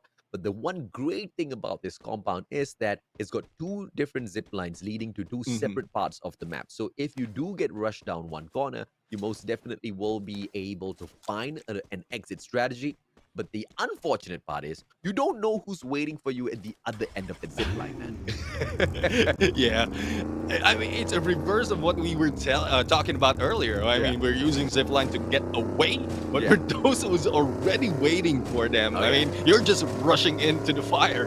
Yeah. I mean, speaking of that, look, if Axis had taken the zip line from the back, then the first thing that would have happened is the one guy that takes that risky maneuver would have get shot Uh-huh. down by Black Angel already. And yes, Yeah. although the three other players can back away, too early, man. Just way too soon to be sent back to the lobby. And that's something that these teams just do not want. So you kind of gotta manage the risk as well as the rewards that comes out of some of these plays. The I want to say that the safer method is picking up those vehicles, but we Mhm. have a similar situation with those vehicles as well, where they get blown up, in the middle of the battlefield. But I really do love in the current seasons, though, it seems like those vehicles most definitely have been buffed up a little bit because they seem to be sustaining a little bit longer out there on the battlefield, FQ. Yeah, I mean, if the teams are good drivers, because I would say for me, using a vehicle within a game is not really. I'm really not really that well. I will be Oh, taken down that easily, and I don't want to comment on you. I want to AJ, because I know I've seen like some of the streams as well as the content that you've created when you use a vehicle. oh, So that's my vehicle meta play, game. bro. Yeah, I mean, it's so convenient, right? You drive around, you get that mobility, you knock players, they go flying through the air, you jump out of the vehicle, you shoot them down, you continue your journey. It's super Yeah. stylish, it's super effective. Yeah, I think it needs it's not that easy though. I mean, Mm, we're seeing a lot of teams yeah. right now, but back then from previous days of Mhm. other tournaments or probably from this series as well, Yeah. not a lot is using the vehicle. So Yeah. it Yeah. needs a little bit of getting used to, Oh yeah. especially when you're going into corners right now, like what we've seen earlier from Fuhrer. Mm, So he went in around and around and around against Tron WIS, and that was I would say I tried that as well on Free Fire. That is not an easy feat, and yeah. Yeah. these members right now from this tournaments are really making it easy. But right now, speaking of easy, Seika from the long range really Woohoo! going in for the fire, and Monkey Tribe is another team that we really want to pop off once again. We've seen them already from this fight, and Vindicators. I'm not quite sure what luck Vindicators have. They always go in for the first battle. Yeah, and sometimes they bag a lot of points from that first battle. And Monkey Tribe just needs to play this safe. Wait Lang has got a great position as he holds onto a house from afar with the sniper as well. Miracle just holding on the compound with him. Seika cooking up that nade, but it's just a little bit too early. Hopefully he does not overstep his boundary. But he nails that to perfection. Cyborg on the ground. Unknown taken out as well. And Monkey Tribe, they strike and they strike hard, Neptune. Yeah, I mean, trying to look for this team to evolve into something bigger is really what we want to see. And Vindicators right now, they need to back off a little bit. They haven't had any luck, especially when one of their members has been taken out. But here we go. Eklog is being shot at from afar. Miracle right now is in there, and Vindicators. Well, since they didn't take the chance of going away from that fight despite Hmm. of losing a few more members. Monkey Tribe was able to capitalize on that, and there might be another team who will be going against them because gunshots has already been heard. But on the other side, we have Reva Yolus 1-2 being shot at and also shooting at against Zhao right now, and we'll have to find out how this ends, AJ. Yeah, I really do not mind Monkey Tribe just performing a little bit better and climbing up the leaderboard little by little, right? I mean, this most definitely is one of those teams that deserves it. But now, Equinox from afar, Reveolas with that engagement. Sorry, needs to be a little bit more careful as he just remains out in the open, can only depend on his glue walls. But you can see as he pulls out the camouflage as well, he has a little bit of backup from his team members. But out of nowhere, Bloodyhead, they make an entrance. Xenos gets knocked down, and Bloodyhead comes in here for that quick finisher. And are we going to be able to see this three-way party be blessed by VPH velocity as well? It might just turn into a four-way showdown, Neptune. Yeah, a four-way showdown might be happening, but Morgana my has lord! been taken down, and there you go on the other side. Oh, Equinox was taken down as well with a vehicle double explosion. Yeah, indeed, AJ. And Bloodheads, they need to go in for this pickup. Losing Morgana once again will be very, very difficult, but with the three-way battle and as well as VPH coming closer, it might be very difficult for them, AJ. Oh, what a play coming through from the players of Bloodyhead. And in a 2-in-1 combo, that vehicle, bro, meta plays, bro. The guy literally did exactly what I was talking about. And that's exactly why I love those vehicles out there on the battlefield. You go in there for the hit, they go flying, you jump out, get the kill, and say bye-bye. Look like an absolute superstar. BPH velocity, great time turner pulled out by Phaethon as the nade comes flying through. Phaethon responds with a nade as well. Blake not taken down just yet. Phaethon with 3 more nades in his pocket. He will wait for the rest of his team members to come in there for the backup. Cry, ooh, gets sprayed on, but he turns it around onto 1-2, and no one can touch this guy. Cryfu backs himself up, heals himself as Bloodyhead waits for the next battle. Reveolas finishes up against VPH velocity, or shall I say gets finished up by VPH velocity, and this next battle is between Bloodyheads as well as them. It's a little bit too heated within these two. I mean, no chance for them to heal unless the Bloodyheads will be making their way out. And I think, no, they are rushing in, and Bloodyheads right now might be going in against VPH velocity. We'll have to find out how this works out. And there you go. Oh, Mark has been taken down. Janelle will be taken down as well. And back and forth for the kills, AJ. Oh, Monty now on the ground. A good response coming through for Cryfu as he knocks Ritus, and a good time turner. Arky will be able to get his player right back onto the map, and Ritus as well as Jonelle back on their feet. Bloodyhead dying one after the other. The final player, he makes his way right out of there. The exact meta that was being played by Bloodyhead knows how to be played by the players of VPH velocity as well. And look at Arky on the vehicle that is most loved and mostly used in Free Fire. He goes for the surge, but absolutely overshoots it. Will not be able to find the final player of Bloodyhead. He plays survival. VPH velocity, they survive. Yeah, I mean, they survived 4 men strong in there. Bloodyheads, unfortunately, only left with only 1. And yeah, probably it's more of, for the side of Arky, it's more of the assumption that the opposing, like one member is just walking. He won't be going that far. He won't be going that way. So a good flank in there for Cryfu, but I think it's a little bit too far in there to be able to get a good position because a lot of teams are already rushing in. Now, Black Angels picking a position, like always, getting themselves in or trying to get themselves a good position. Hopefully, the response, once again, the question that we have is how well will Black Angels respond to any aggression onto them? But Rebayolus, the only member, if I'm not mistaken, of Rebayolus is in there right and next to them. So we'll have to find out how will this work out for him as well as both of, despite of 1 versus 4, both of these teams are playing placement. Yeah, and let's see if or not VPH Velocity will be able to say something about that as they make their approach in towards the players of Black Angel. Reveolas with the final player there as well, Benny Sue. But as you guys can see, right above them, Danger Zone backs away. VPH Velocity, they will continue looking for those players as meat for them to pick up those skill points on. And I feel like Janelle has managed to spot the players from Ego Oblivions just beyond this river.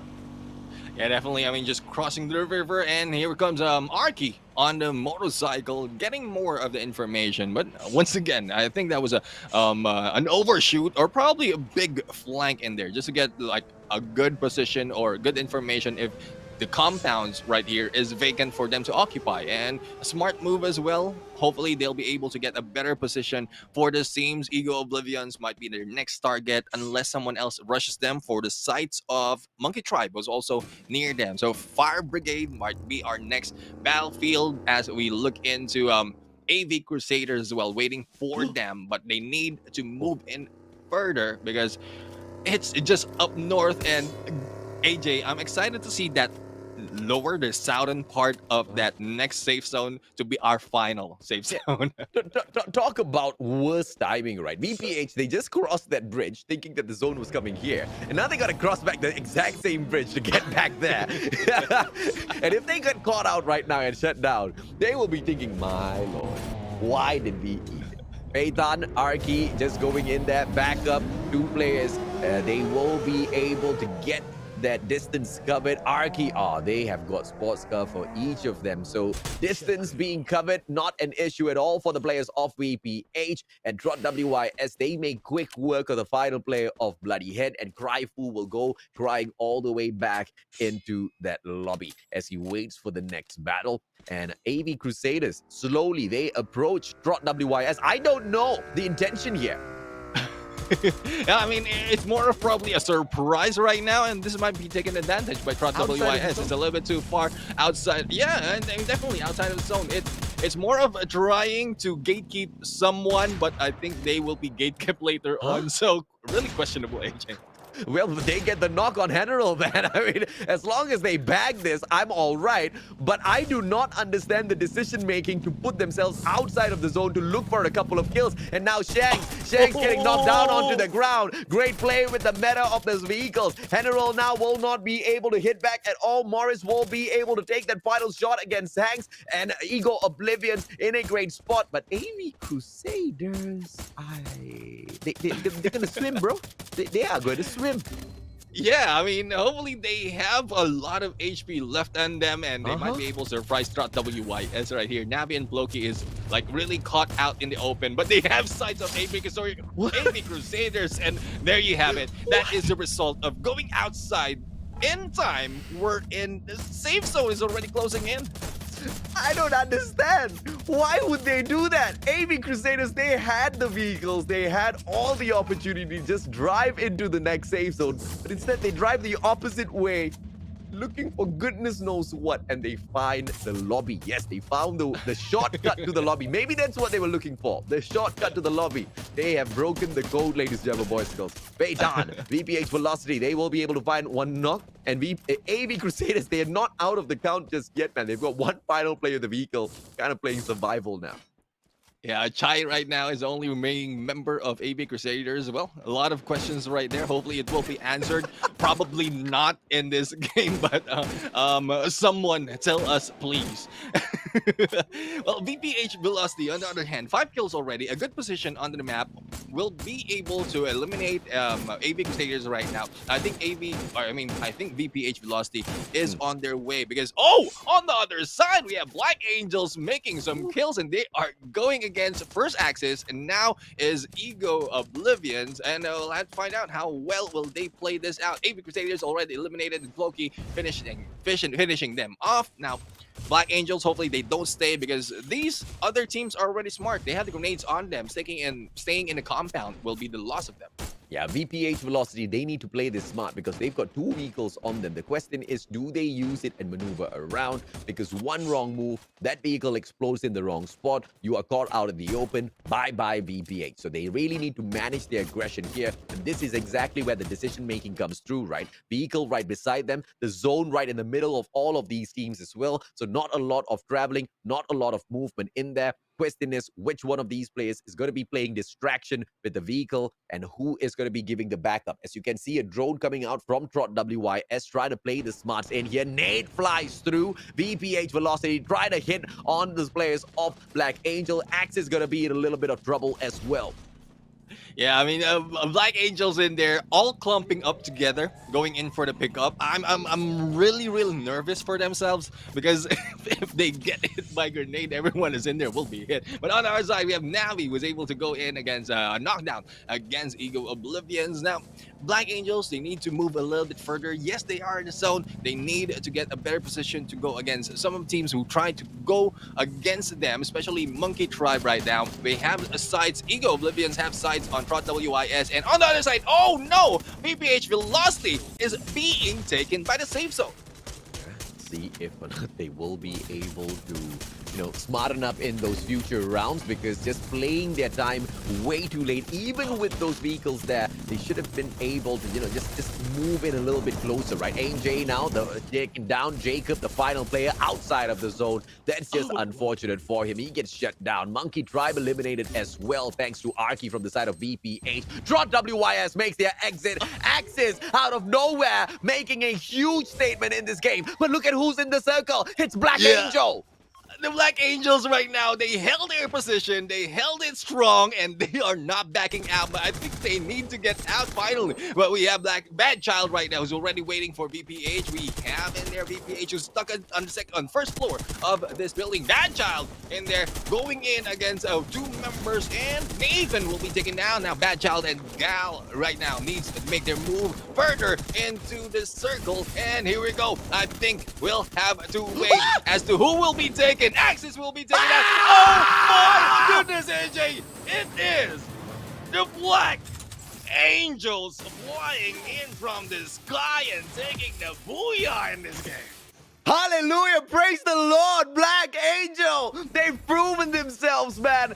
In the previous matchup, they got a little bit challenged, right? Because they only managed to pick up 1 point in here for themselves after a very convincing first round, but they stepped it back up. Not only do they manage to secure the booyah, they get those kills in those final circle, man. Crazy stuff coming through from Black Angel, and hopefully we get to see a little bit more of them in the competition, Neptune. Yeah, I mean, a lot more from them. Yeah, they played this placement gameplay. Oh, yeah. I mean, a little bit too much. A little bit too much, up until that final I don't know how to measure that, but when the moment, and I think it happened close for just for one person, but I mean, just the final moment of the safe zone, they played it that well for the placement. And I would say, if you're going to go for the placement, that's how you do it. That's how you do it.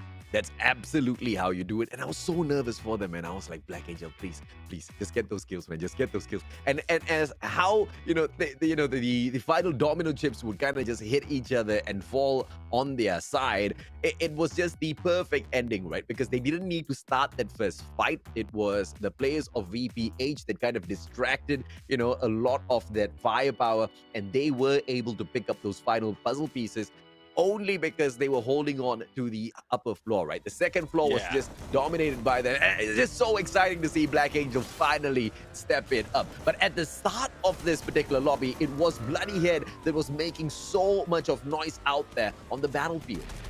Yeah, definitely. I mean, I think they are in here to really catch up on the points because, yeah, they are still on the part of a good placement on the leaderboards. But I mean, not enough movement to move them up, or hopefully up, but we'll have to find out further as to how well they play. But Bloody Heads has made a lot of noise, as what you mentioned, AJ, but probably it's because they know what we mentioned earlier. They are the apex predator in this group up of BNC, and probably they're just trying to live up to it.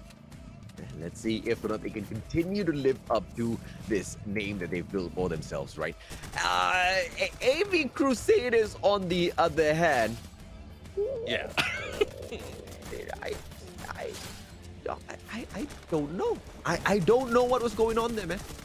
I don't know if they were trolling. I don't know if they were serious, but whatever they tried, it was terrible. Terrible, I tell you.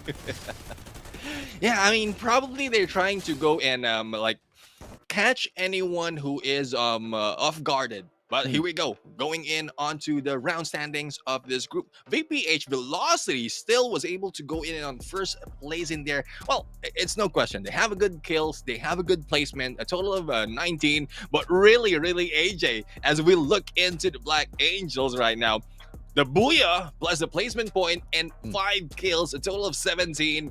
This is really the evolution of this team, and I think there's more that this team has to offer. Oh More yeah. of strats on the placement, and then follow up with the kills. We've seen that Yeah. from top teams like Veda Esports, but hopefully they will be able to maintain and probably switch it up a little bit on the future games. Going in third right now, we have Trot WYS, who got the booyah from the previous one, and a decent amount of points as well coming from this team. So this is right, AJ. I mean, the movement of Group B and C in terms of the shuffle is really advantageous for the members, because Yeah. there's a lot of points that they're getting in here, as well as the Yes, kills sir. Yeah. compared from previous days that we've seen.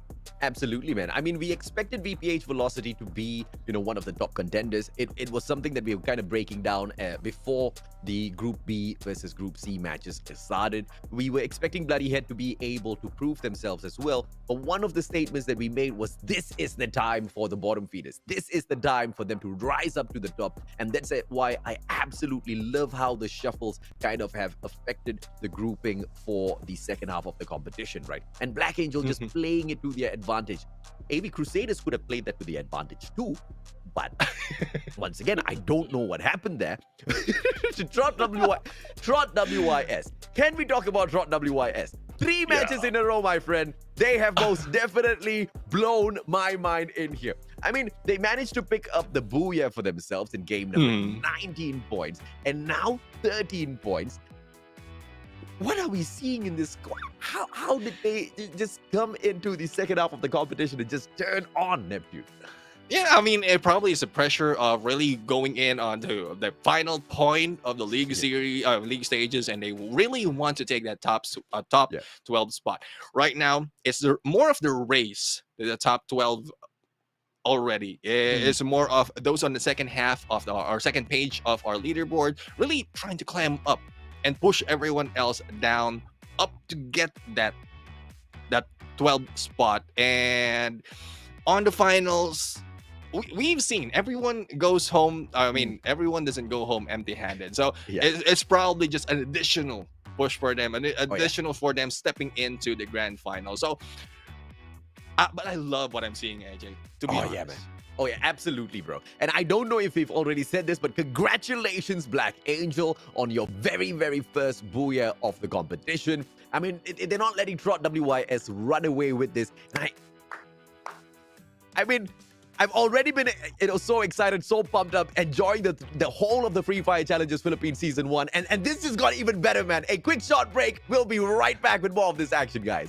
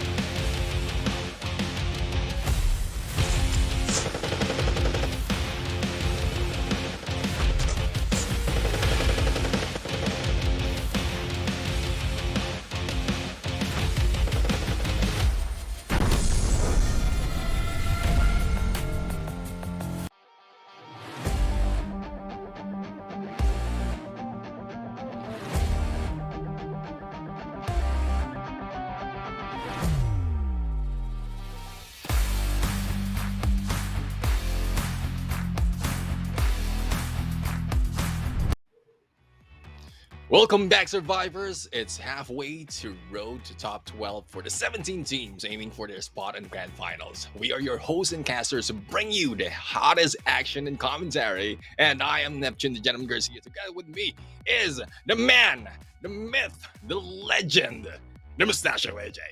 You're too sweet. You're too sweet, but thank you for the introduction, man. I am absolutely pumped up. If I wasn't already pumped up before this, I'm even more pumped up right now. Ladies and gentlemen, boys and girls, all of this pumped up action is being brought to you by none other than Infinix Mobile, the official sponsor of the Free Fire Philippines Open. And you get to fire up all of your gameplay, ladies and gentlemen, boys and girls, with Infinix's best-selling gaming smartphone, the Infinix Note 11S. Yeah, definitely, AJ. The Infinix Note 11S is a powerful smartphone with Helio G9 or 96 Ultra Gaming processor. Fire up your game and get this now for only 9,990 pesos. Oh, and if you actually bag that #1 spot in the grand finals, you get to buy 45 pieces of these phones, and it's just absolutely insane as to what the price point of entry into the professional world of games is, right? Be it as a content creator or a pro player. But either way, ladies and gentlemen, boys and girls, with all of the smarts, with all of the strategies, you cannot execute it without the proper hardware, and that's exactly what Infinix is providing you. And all of this action, once again, sponsored by them. I am absolutely pumped up for round number 4, only because what we assumed might happen is currently happening. Those names that just used to be at the very bottom of those leaderboards, the names that used to be just eaten up by some of these big squads, they now have an opportunity to thrive as well, Neptune. Yeah, definitely. I mean, I'm just happy that what we mentioned earlier is talking about the surprises and all for these teams. There's a lot of surprises coming from these teams right now. A lot of insights that is probably change up how the grand finals will work at this point. So we'd like to see more from these teams right now, AJ, as we move on to the second half of today's battle. Absolutely, man. And of course, the upcoming matchup, ladies and gentlemen, boys and girls, at none other than Bermuda. As usual, we will just switch back and forth between the two maps today. The cycle is between Purgatory as well as Bermuda. The one thing that, the teams most definitely have to remember and manage today is the distance between all of these compounds. Bermuda being the one that, you have to traverse slightly lesser, but those vehicles will come in handy nonetheless.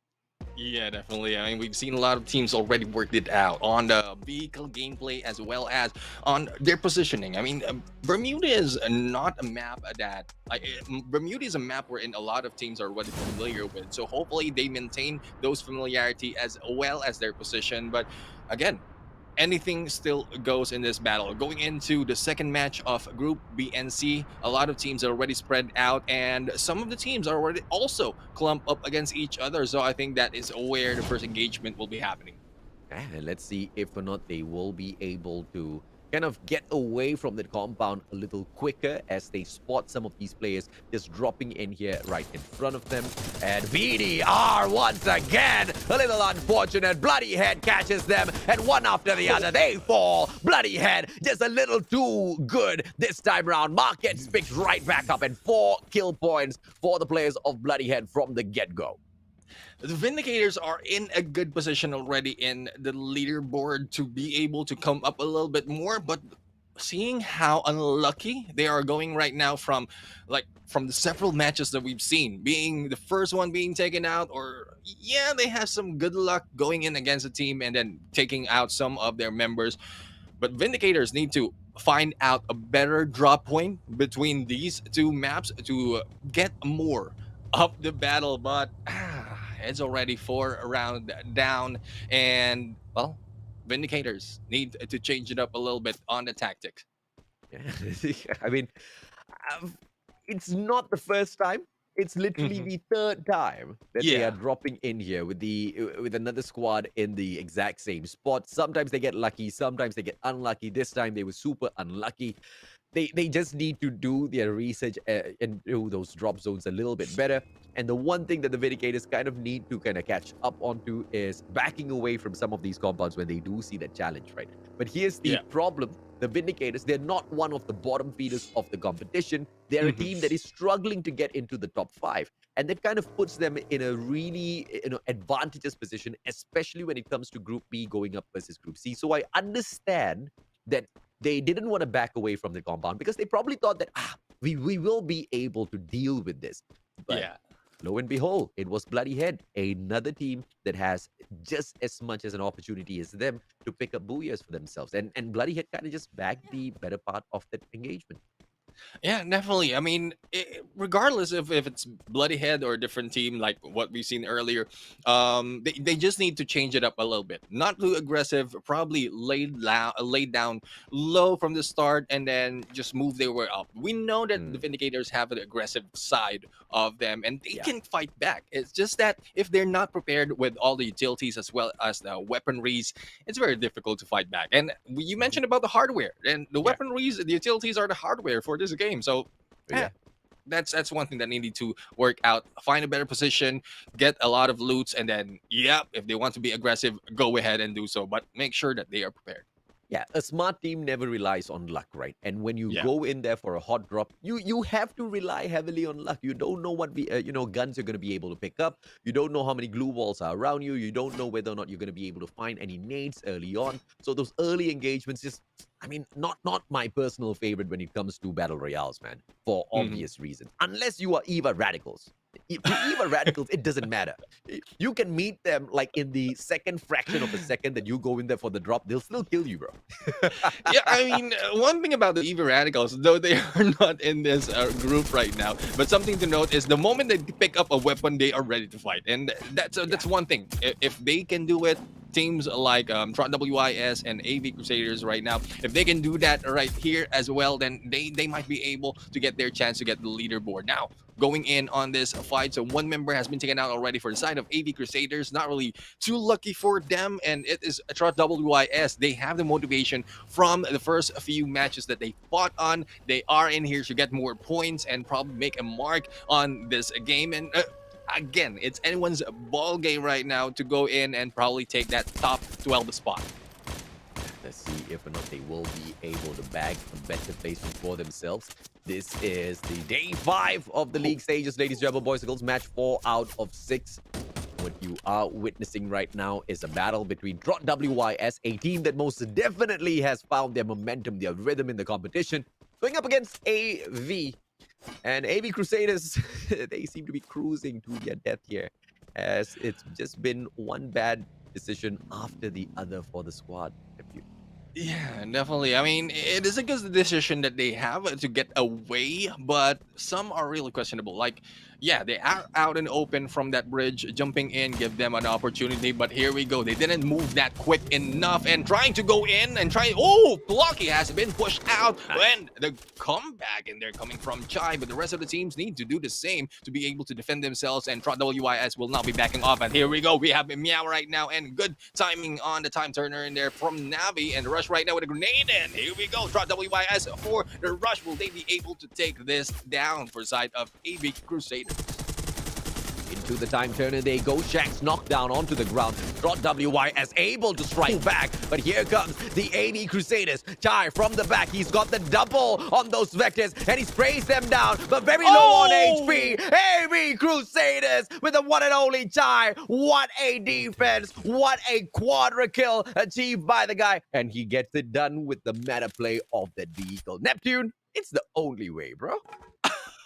Yeah, I mean, vehicle gameplay, if it works, if you know how to make it work, it will really, really, really be yeah. on your favor. And that was what we've seen. I think there's a chance for them, probably more chances for them to learn the ropes on using the vehicle gameplay to their advantage. But yeah, doing it in this game, like making sure that you have a good opening, taking out that glue wall before rushing in. That's a good play indeed. Despite of losing two, that's still a good exchange for them, getting four for the kills. Now going into Equinox right now, they are in battle, trying to shoot down a Monkey Tribe on the other side, but on the other side as well, we have a Black Angels really firing back in this play. Yeah, different species all in the one battle in Free Fire. The monkeys going up against the angels, and Equinox just regular human beings caught in the crossfire. The guys don't know what to do, but Diffusal turns around, finds Gradient, but unfortunately, he will not be able to strike quick enough for that knock. But even if he did, Black Angels would have been able to swoop in there for the cover. But here comes another contender in this three-way battle, VPH Velocity. Ritus with the shots from afar is not going to be able to find anyone just yet. But what sort of pressure will VPH be able to throw into this mix? And you know, the one interesting thing here is they're the closest ones to bag the best from this watchtower, because Ritus, all he needs to do is just deliver that one nade, and another Yeah. player from the side of VPH needs to come in there with the backup as well. Easy 2 kills for the squad, and they can then of course go in for the sandwich of those other 2 players with the help of Black Angel, and probably bag Black Angel as well. VPH is in a really good spot right now. Yeah, definitely, and as well as a position. I mean, we've seen them on the side of Factory. They might not be exactly in Factory, but they are familiar with this area, so they know how some of teams right now will be exiting, and they might be taking advantage of that. That is one reason why they're not really pushing, because as we see into Ritus going in left, right, forward, Ooh. they are seeing a lot of opposing team right now, and they can just go in for the third, fourth party right now. And Shazzy is doing great job using his teammates as a stepping stone to be able to see the enemy. And well, this high ground position is a good position for them to look at the opposing team without being headshot.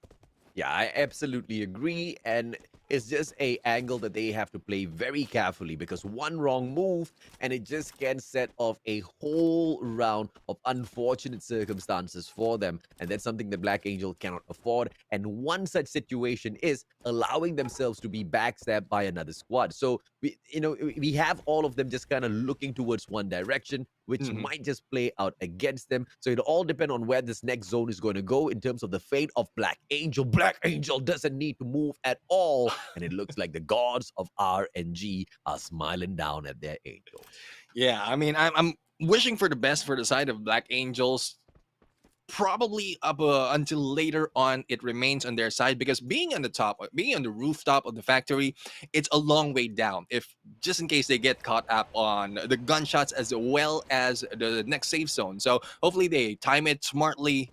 Wait for the best timing to get down and then move away, just in case it doesn't end up from them. Now, earlier we've seen the two remaining members of AV Crusaders. I am not quite sure if they still have a few vehicles on their side. They need to rush in onto this area, and they might be meeting up with these teams who's really on a standoff against each other. And there you go. I think we had a glimpse of AV Crusaders already, and they're nearing Monkey Tribe. So we'll have to find out how will this play. No one is really getting aggressive at this fight, AJ.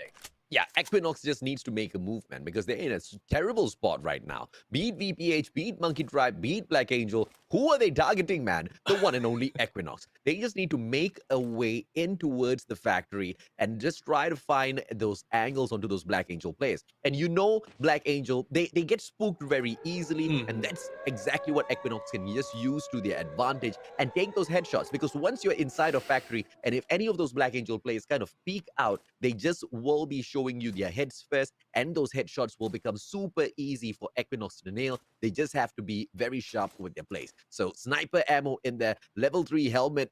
They definitely need the level 3 helmet. Yeah. As they sit down inside of the watchtower, you know all of them are going to be aiming for their heads. VPH Velocity now being flushed down by the danger zone. Now, this is the moment for Equinox to move. Yeah, I mean, they didn't really take advantage of that. They just stuck in there, and two members is just on that wall near the factory, so they really are in the out in the open. It's just fortunate for them that no one has spotted them just yet. Otherwise, it will be a 2-on-2 split up for the side of Equinox. But here we go, going into a different team. Ego Oblivions right now going against Axis, and Myson was able to go in against Nathan. And AimJ right now will be distracted by that bush, but will be going in for that kill. Will be Swinkle finishing off a bad child, AJ. Never in my wildest dreams have I ever thought that I would hear someone say that someone got distracted by a bush.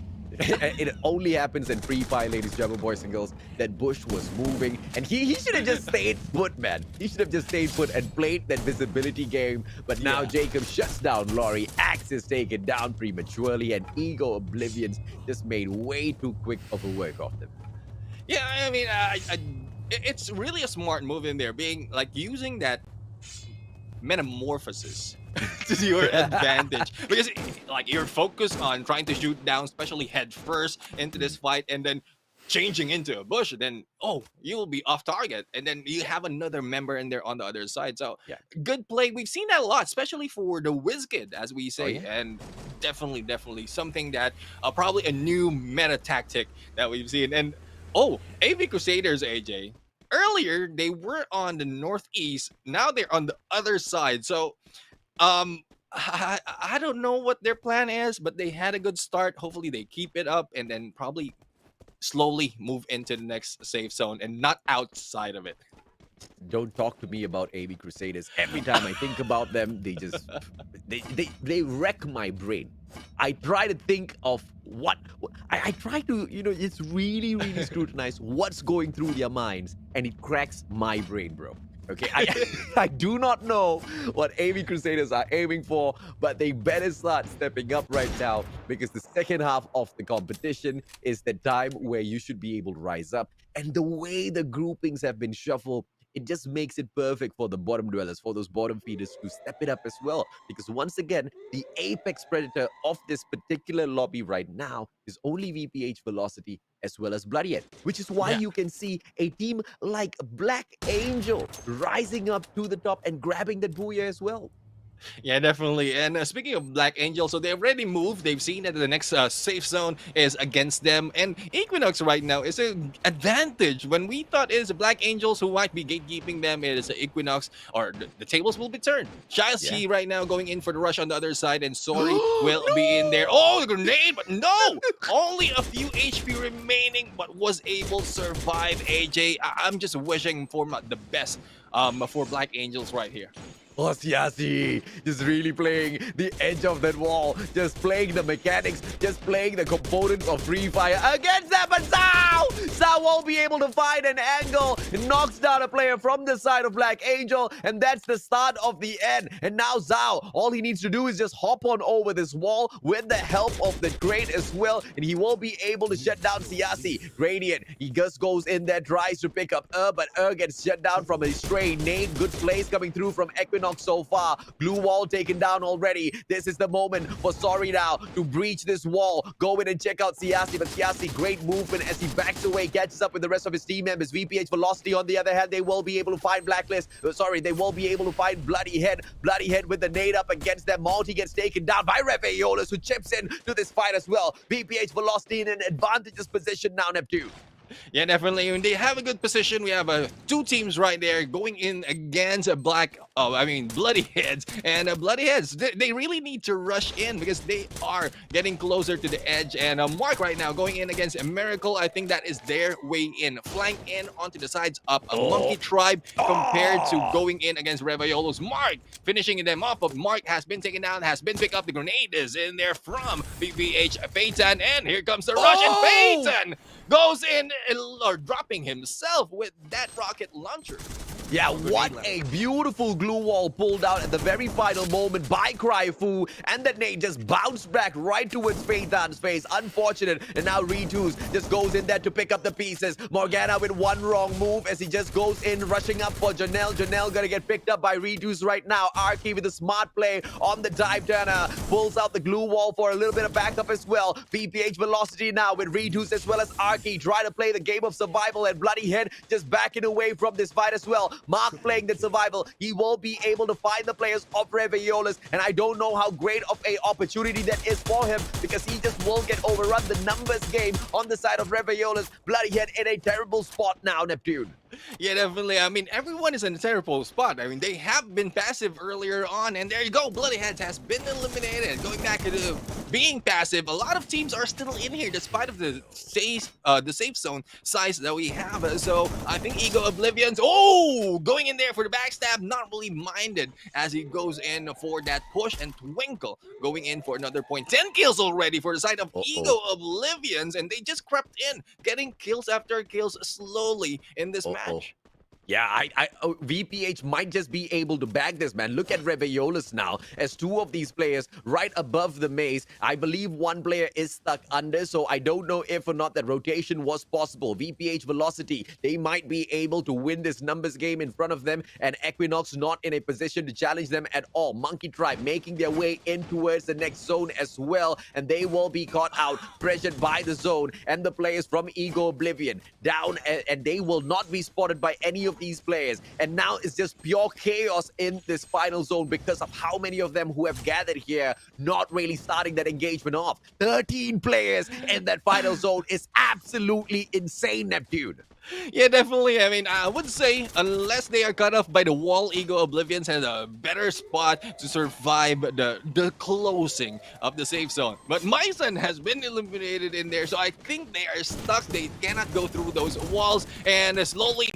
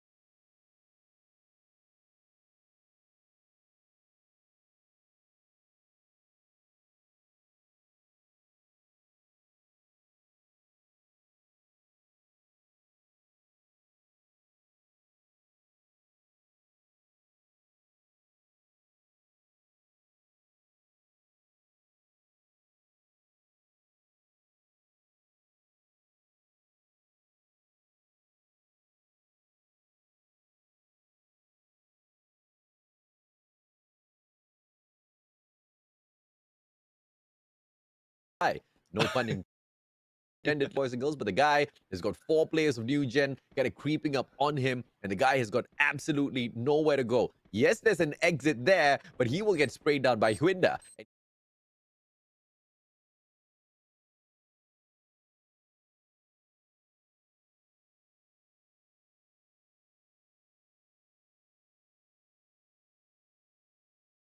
Sped up, like if every members of AV Crusaders was able to grab a weapon, they can rush and distract them and like pull them out of or pull Chai out of that situation. But unfortunately, the rest of the teams were just looting, and Chai was just stuck in there. As what you mentioned, there was an exit, but it's the exit is out in open, so it might have happened earlier that he will be taken down. So we'll have to find out how well will AB Crusaders go in. Yunda in there being shot at, and Mimap right now doing some damage in this fight. Hopefully they'll be able to balance this out and then rush in against each other. Yeah, backstab Morris. He doesn't really do much in here, and so he does not bring in any effect whatsoever. A nade tossed out with zero information where his opponents are. He wastes that only nade that he has in his hands, man. I mean, that's one of the most essential, items to have on your side in order to play a tactical approach towards your opponents. And now Morris is going to be left out in the open. He has only one glue wall to depend on, going to be rushed upon. Timing's not on his side as well. Smiley finally pops out. Guy flies up into the air. Smiley continues running, not spotting him, but the backup is most definitely there. Winda shuts down Morris, and he gets to bag the final kill. Yeah, I mean Yunda in there is in a good position actually. I mean, despite of missing that opportunity to turn around and shoot down one member of AB Crusaders in there, it's just new gen have themselves spread out. One is static, the rest of the teams are just moving around, so one will not be spotted that easily. Now going in for another team, another set of teams, it is Viewer right now on the other side of the situation wherein he's not in the motorcycle. Oh, wow. Oh, Sneaks coming in there for the backup. Barba is the backup guy as well. Fura comes in furiously trying to get that kill, but will be punished as he oversteps his boundaries. Should have just played that a little bit more tactically. And now the team of Eva Radicals in the risk of losing Fura. Barba on the ground as well. Sneaks drops Aquila. Eva Radicals, not that Radicals, against the one and only Go Willem Views. And now as they look for the final player, Embalore out of nowhere. Are we going to see the nade come through? Embalore with just his fist pulls out his artillery. He will be able to stay him down with a shotgun as well. Taramo shut down. Embalore, the one to bag the final kill on them. And that's most definitely going to be motivating Go Willem Views to get to the final zone and to bag the Booyah in here as well, because they have shut down the Apex Predators. Well, good start for Goblin Wheels right there. I mean, going in against Eva Radicals, we're in. Well, I think Eva Radicals is also a little bit too. Well, not really slow, but their positioning. It's only Fewer who was really aggressive at that point. The rest of the teams are a little bit too far, so the backup might be happening in there for Fewer, but it's late. So not quite sure what's happening for the side of Eve Radicals, but still, as what you mentioned, it's good start for Goblin Wheels, and they have this motivation already, taking out the Apex Predator, another Apex Predator that they can or probably might have a chance to take out is Veda Esports, who are in here, who are the tactics is so different compared to Eva Radicals, as well as Goblin Wheels, passive aggressive at some point and always spot on those fights. So we'll have to find out. And AJ, I think that's a good look for Damon right now with that mustache. Man, anyone that rocks a mustache gets an immediate approval from me, right? But Vete Esports, just the kind of team that you have to respect, just the kind of team that you have to just stand in awe and admire, because they are not super aggressive like Eva Radicals. They do not bother to look like, heroes or apex predators out there on the battlefield. They do their calculations. They know when to strike. And when they make their calculated strike, they always hit. And that's exactly how they've been able to maintain the number one position in the competition so far. Just insane what Vete Esports can do. What Eva Radicals could not afford to do with all of that aggression, right? Because Vete Esports, with all of, like what you say, those passive aggressive plays that they bring into the Yeah. competition, they're able to maintain a good balance between their placement points as well as their kills. Whereas if you look at the Eva Radicals, they really fall out in those placement points. Yeah, definitely. I mean, it's more of one thing about Vedi esports as well that we really interests me is if tactics doesn't work, they know how to put themselves in a position wherein they will be ending it at the top three of Yeah, the final safe zone, and yeah. if not taking the booyah, at least a lot more of kills to catch up on the lost Mhm. time that they have. So we'll have to Yeah. see more of them. But here it is New Gen who's already on the killing spree as we see the fire, but Axis is going against them, and the positioning of Lori right now is a little bit very difficult at this point. They might have the advantage. Oh, the jump by Bad Child and Oh, going wow! in against a two in a shotgun gameplay with that surprise hit. Bad Woo! Child, very, very bad. Oh, the bad child was very, very good, sir. What a play. And now Laurie drops in here for the backup as well. One final player on the side of New Gen chooses to take that zip line and boot his way out of there. What a crazy showdown. What a display of aggression with Bad Child, and just pulls out that shotgun, absolutely annihilates both of those players. But before doing that, it was the smartness, it was the smarts of those IQ plays, pulling out the time turner so that Yeah. none of those other players can give that backup when he's going in there finishing off those two guys. That was just crazy plays coming out of this guy. Definitely. I mean, surprising one would be one thing, but going in against two inside that area, and it is on the perfect timing. They've already Yeah. split up. So, um, apart from the time turner that was pulled out already, it is the timing that he had that no backup will be happening. He will be going in and taking down two, and then the rest of the teams can just flank it. So the number game is a disadvantage for Bad Child from the start, but after getting that knockdown, it is now in favor of their team. So smart move. Kudos to you guys. And going back to Goblin Wills, who might be seeing Monkey Tribe, who is really performing, hopefully not just in the placement department, but also on the kills department. Goblin Whales who are a little bit aggressive, probably it's just smarts that will work against them. Yeah, let's see if or not they will be able to smartly get out of there, because they've got their two vehicles on their side. Which and this is something that we were talking about, right? Purgatory, you want to be able to have that. And Auto Knockout knows that information as well. They play the game of covering the distance within the huge Purgatory map by these vehicles very early in the competition. And that's exactly what kind of gives them the assistance to move into that final zone. I believe they've got 3 different vehicles there. Yeah. Whilst Vete Esports, on the other hand, has nothing. But instead, they play the center of that zone, which kind of just demands very little of them when it comes to the movements. So they can just kind of anchor down in one of those defensive positions and just wait for those kills. But unfortunately for them, there's no teams that want to challenge them just yet.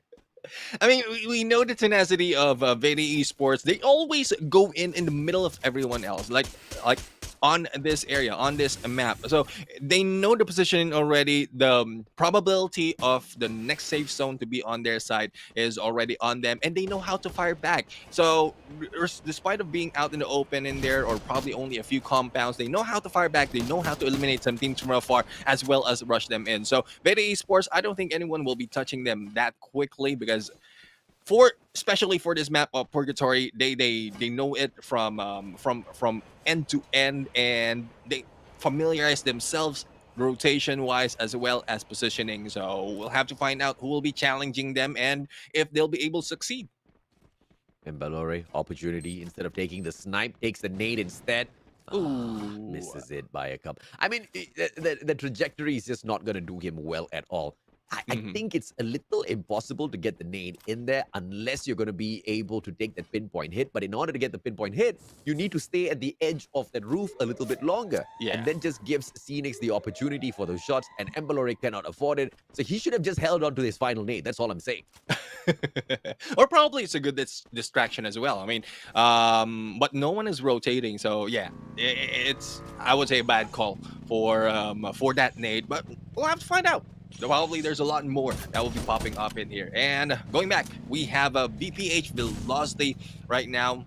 Binata is on the roof. getting information, and well, we'll be taking out. Oh, Oh, oh, out oh! in the open. And AJ, not quite sure what's happening, but I think it is a disadvantage for BPH.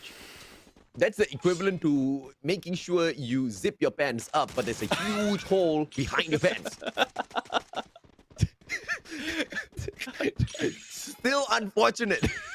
AKO right in front, knocking down the doors of VPH Velocity. But we jump on over to Go Willem Views, who are in a unfortunate situation as well, as Equinox want to come in here and knock on their door. They have got the vehicles. Equinox can start with that if they are smart, but the question is, are they going to be able to spot it? A couple of nades will be able to pressure the players of Go Willem Views as well, but taking the vehicle away from Go Willem Views, that's what's going to hurt them the most, Neptune. Yeah, definitely. I mean, they have been reliant on those vehicles, and if it has been taken, well, they can still battle it on, but with a little bit of disadvantage, being out in the open, walking, and with the distance that we keep mentioning with this map. So we'll have to find out how well this will play for them, and we have AKOs already have sights on who's next, and if we look at the situation, we might have AKO at a pinch against who's next and BPH Velocity.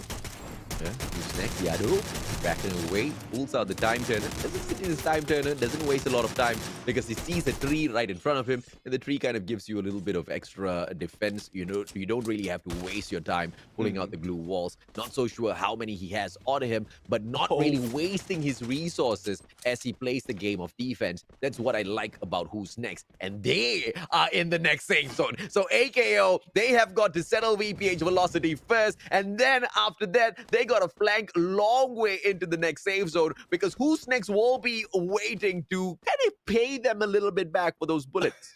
Yeah, I mean, we'll have to find out how well will this work. And going into the other side, we have Wills in there and Veda Esports battling it against each other. A few knockdowns already. We'll have to find out if there's already one down. But no, it's still a 4v4. Good positioning from Veda Esports. And this is what we're talking about. They held this position already. They have the high ground. They have some cover as well. Not going over the top on edging that area or going into the edge of the area and not being headshot. So we'll have to find out how well Betty Esports will be able to maintain that position as well as rotate towards the rest of the team. Now, Wired right now is in here, will be healing up, and Blake really needs to move up and not die easily, because if Blake survives, probably Rev Aeolus will be able to make it through to final 3 of this safe zone. Rory catches out Seika. No one's going to be able to help him out. Miracle a little too far, and Seika just needs to say bye-bye. Unless Miracle wants to get a little bit overexcited, jump on out, play the game of survival, help his team member up with those glue walls, but it's still taking way too open of a fight against a team like VJ Esports. And here's where the vehicle would have most definitely come in handy, right? Because how is Monkey Tribe going to make it through if the zone moves away from them? And now Miracle gonna be pressured as well as Axis makes their way from the back, and it's just an unfortunate sandwich situation. Monkey Tribe exits this game in the 10th spot. Bad Child with the triple kill. On a roll the boy is, and now the nade being popped out by McRory pulls out the time turner as well, so nobody shuts him down. The shots coming in here from the back. Smart plays coming out from the guy as he plays a little bit of the terrain as well. VPH Velocity on the other hand, just closing the gap between themselves as well as another team, and we do have Go Willem Views coming in here for the finish. And Nate Binata backing away in that final second, and Sneaks gets knocked down onto the ground as well. What a movement out of Binata, and now he's caught in the corner. Oh my lord, his legs are exposed once again. The analogy of the hole in your pants has to be played for Binata. Yeah, I mean, he's going solo right now. The back is open and, well, just healing up. So it's a good thing that he was able to survive. The question is how long, because a lot of things has been happening in there. Axis will be taken down by Veda Esports, still maintaining the higher ground, and Axis just replaced one team in there. But on the other side, I think, a battle is happening against Reviolus and Who's Next, wherein Who's Next was in a safe area earlier, and going against Reviolus, we'll have to find out who will be surviving. I think only a few members is left in this fight, and Binata, I think, just dying it out on the HP loss right now, and going back to the situation. There you have it. It is Ganoho taking out Binata, and Ligers will be taken out as well in this match. It is Who's Next with this push, and Reviolus just trying to defend themselves, AJ. Oh, but Reveolas cannot do much. Hawkeye a little bit too sharp with his shots, and now the safe zone pressuring all of them. Hawkeye pulls out a glue wall in the nick of time. Back up from the rest of his team members as well. Benny, the final player left in here, melee in his hand, gets knocked down onto the ground, and that's the finisher. But the one final player from the side of Reveolas still playing sneaky in around them, maintaining the distance. Got a couple of glue walls in his hands as well. But the ones that I want to focus on is Vete Esports as they close this gap against the players of Go Willem Views. McRory with the 3 kills in here so far. You know he also has got the grenade launcher in his hands. Mikey has been spotted from afar. Eugen's not going to be able to survive for long, but the flank, the backstep onto Go Willem Views might just be pulled up by Vete Esports. Hawkeye right now is in here trying to put some pressure in there. The last members of that Rev Iolos, but going back, who's next is going in for that hit against Goblin Wheels, and a surprise hit indeed, because one member has been eliminated and 4-man strong. Now the 2 remaining members of Wheels is going against Vete Esports. Iolos has been eliminated, and we are now left with 4 members as Mikey has been spotted already, and Wheels taken down, and who's next might be one of the team challenging Beta Esports in this fight, and with the 4 members on their side, we'll have to find out how this end.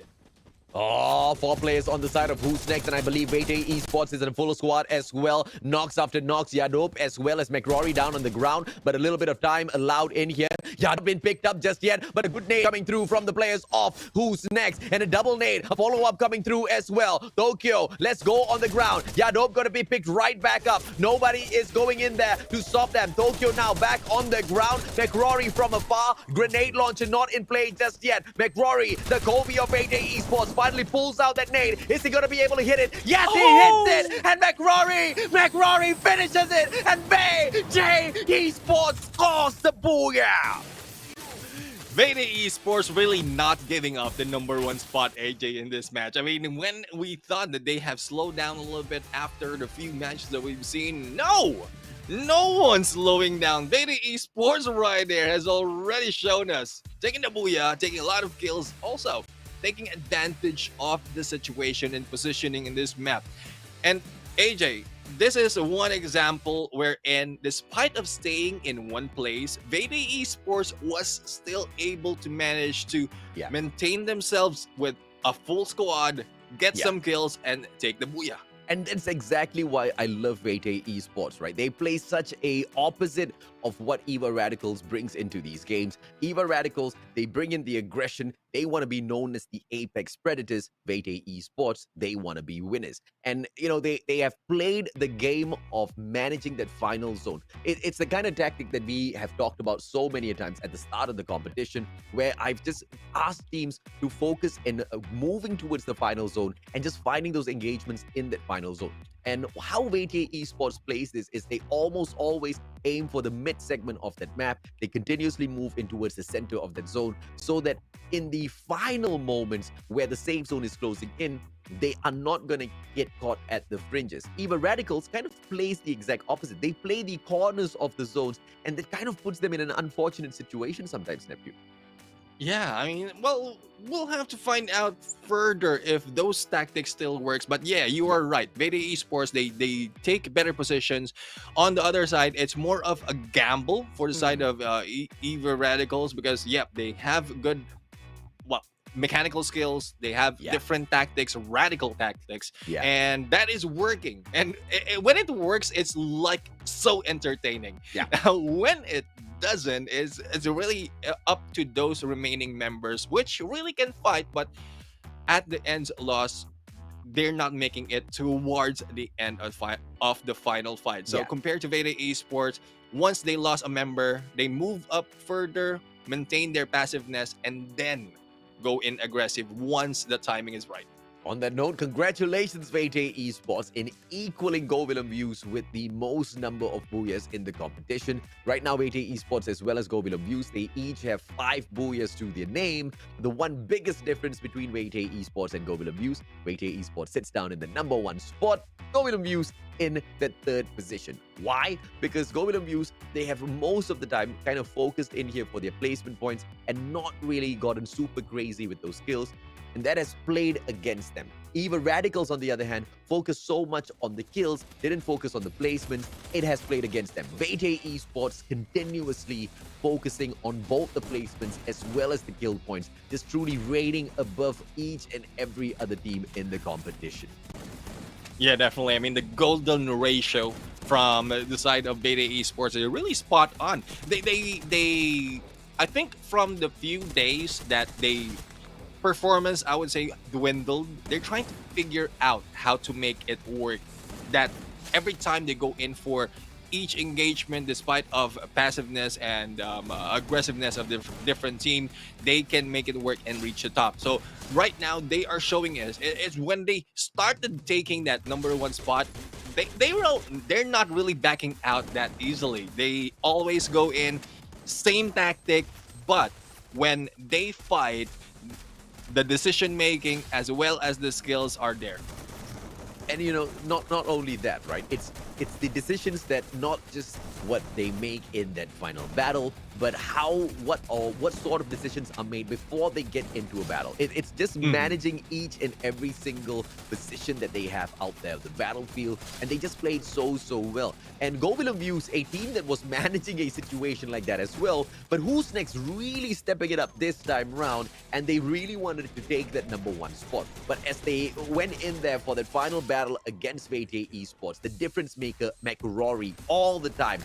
And he's the guy that holds such a long line behind the rest of his team members. He's the final one to hit. And Vete Esports, the most passive team in this particular lobby, the most passive team in match 5, bags the most number of kills in the particular lobby. And that's exactly why I'm saying Vete Esports most definitely going to be sitting down in the number one spot for a long time. They have figured out the solution, but it's just a matter of time before the rest of those big dogs catch up as well. 23-point bomb Vete Esports picks up for themselves to maintain their number one spot. Who's Next climbing up as well, 16 points in the second spot. Govilam Views with the 13 in the third place. New Gen Axis as well as VPH Velocity in that fourth, fifth, and sixth spot with 12, 10, as well as 6 points consecutively.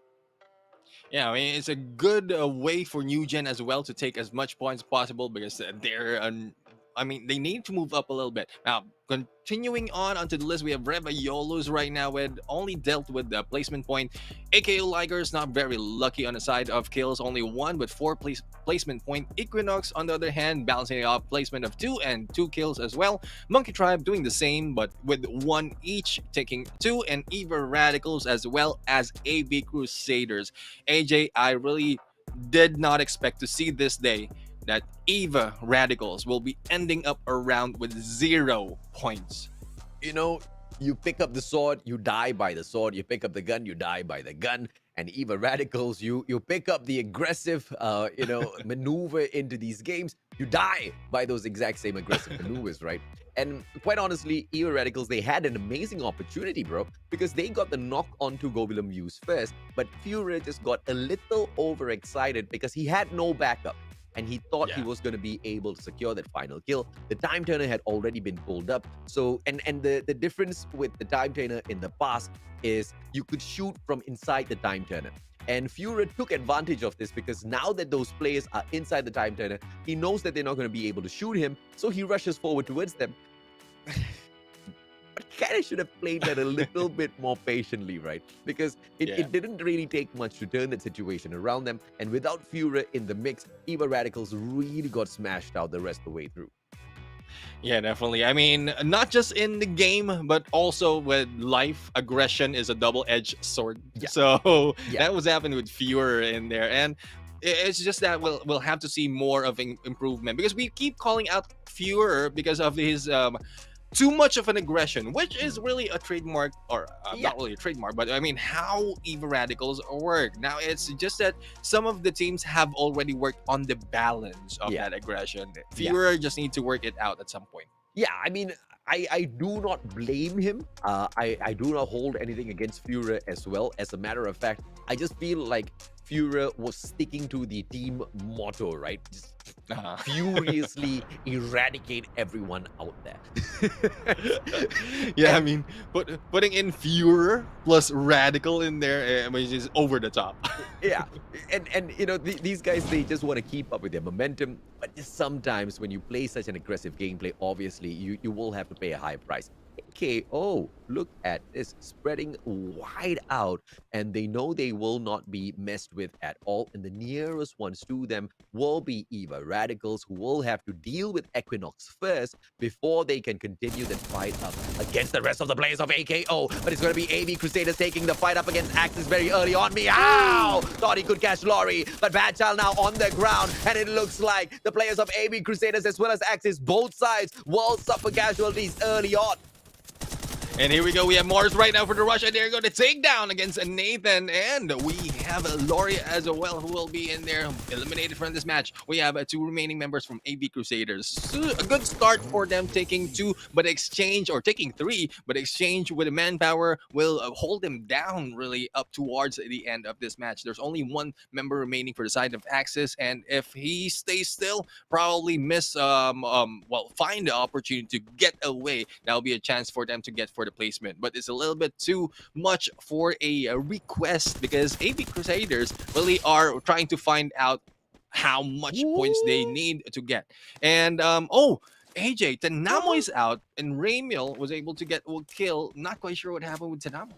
GG. That's what happened, man. I mean, it was way too early of a drop towards the players of Equinox. And as usual, Eva Radicals, being their radical selves with their over-aggressive nature, they kind of, pay a very high price for it. And Tanamo out of the equation, bro, that's just really going to hurt Eva Radicals, especially when it comes to those ranged attacks and in towards that final zone. They're not going to be able to have that long range engagement as well as the ability to kind of keep those teams off of them. But what they can continue to focus on is those close range combat, right? So what Eva Radicals just needs to do right now is just find a vehicle for themselves and stay put, just out in the open, not going to be doing them a lot of favors at all. The worst thing that can happen right now is they lose one more player.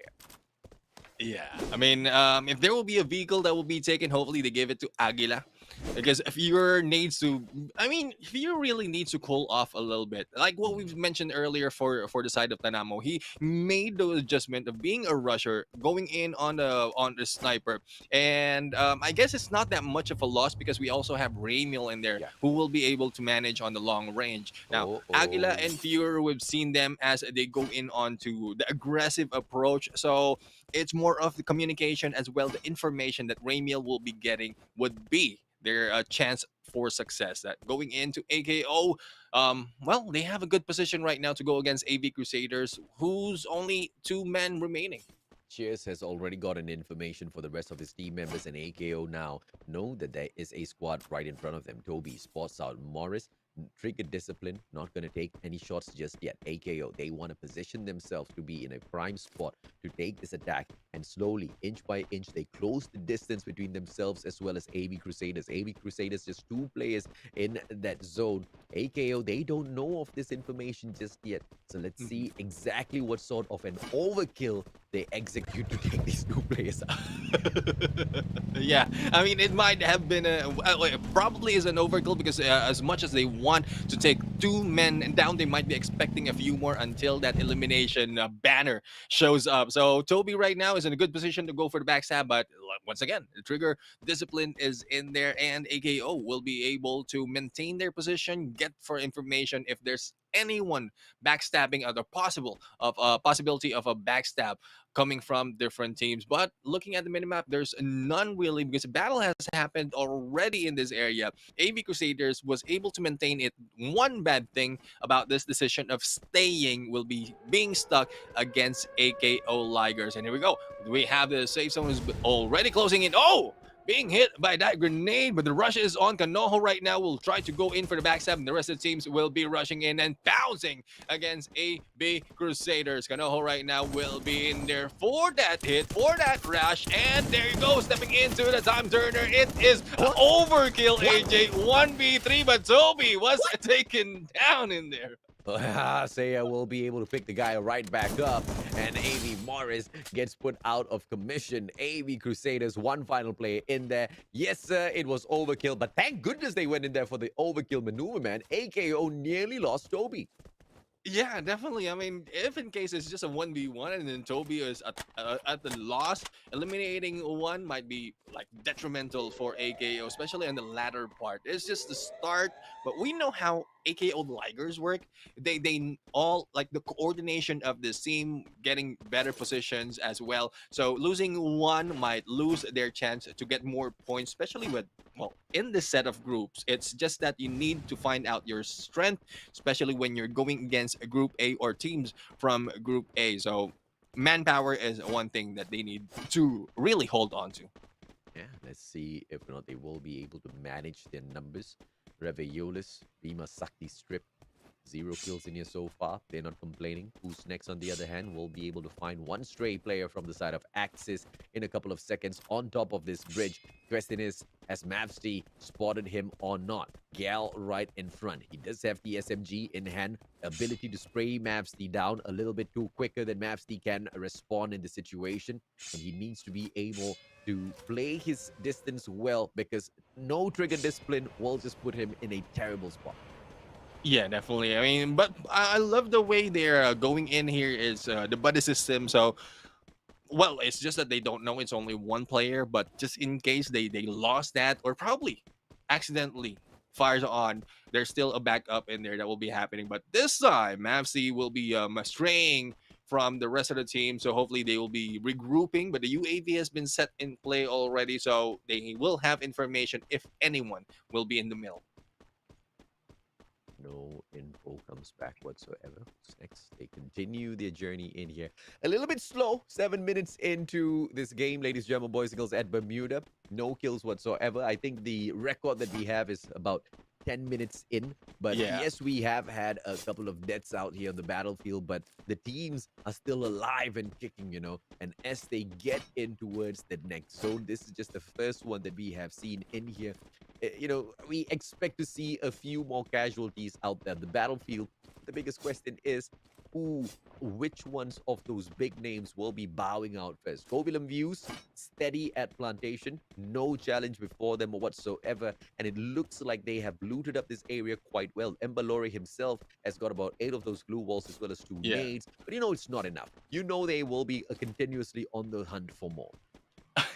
Well, uh, regardless if there's a cap or not, I mean, it's still good that you have a lot of utilities on you. So I guess that's what they have, because at some point, AJ, it has been proven that having a lot of utilities as well as weaponry in your part is advantageous, because with teams like Eva Radicals, who goes back and forth on the gunfights, you don't need to loot up for the enemy team's crate, and then you're just ready to go in for the battle. And speaking of going for the battle, they're going in against this team with 3 members, or with them, 3 members strong. So New Gen will be their target, but it's very difficult to jump up in here and surprise them, as they have already been spotted.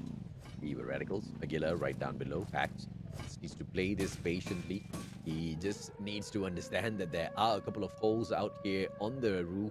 And, a couple of nades will be able to make their way through. And that's just going to be the GG moment for all of those new G players. So let's see if they can get out of it. Ramiel from the far, and he's not going to get aggressive at all, allowing the zone to pressure the players of New Gen. But Eva Radicals, they are being pressured at the very same time by the exact same safe zone. So the play in here just needs to be critical. Eva Radicals actually backing away from this position. They will be able to use the launch pad to move away. Smart plays coming through from the Apex Predators. Yeah, I mean, they have this advantage of one man down on the team, and that's what they can do. Oh, Mimak right now falling down, and there you go. I think suicide is, well, not a good way to die, but at least they were able to prevent the other teams from getting a point. Yeah, and smart play coming through overall. Kid shut down by McRory. It's quite rare to see McRory actually bring out the assault rifle, but when he does, my lord, when he does, he manages to hit back to back. And now Vete Esports, they've got the flank in there as well. Let's go as well as Daemon. They will be able to catch the other players off. Embalore down on the ground. Let's go sprays him down with the shotgun. And Vete Esports making quick work of Govilam Views.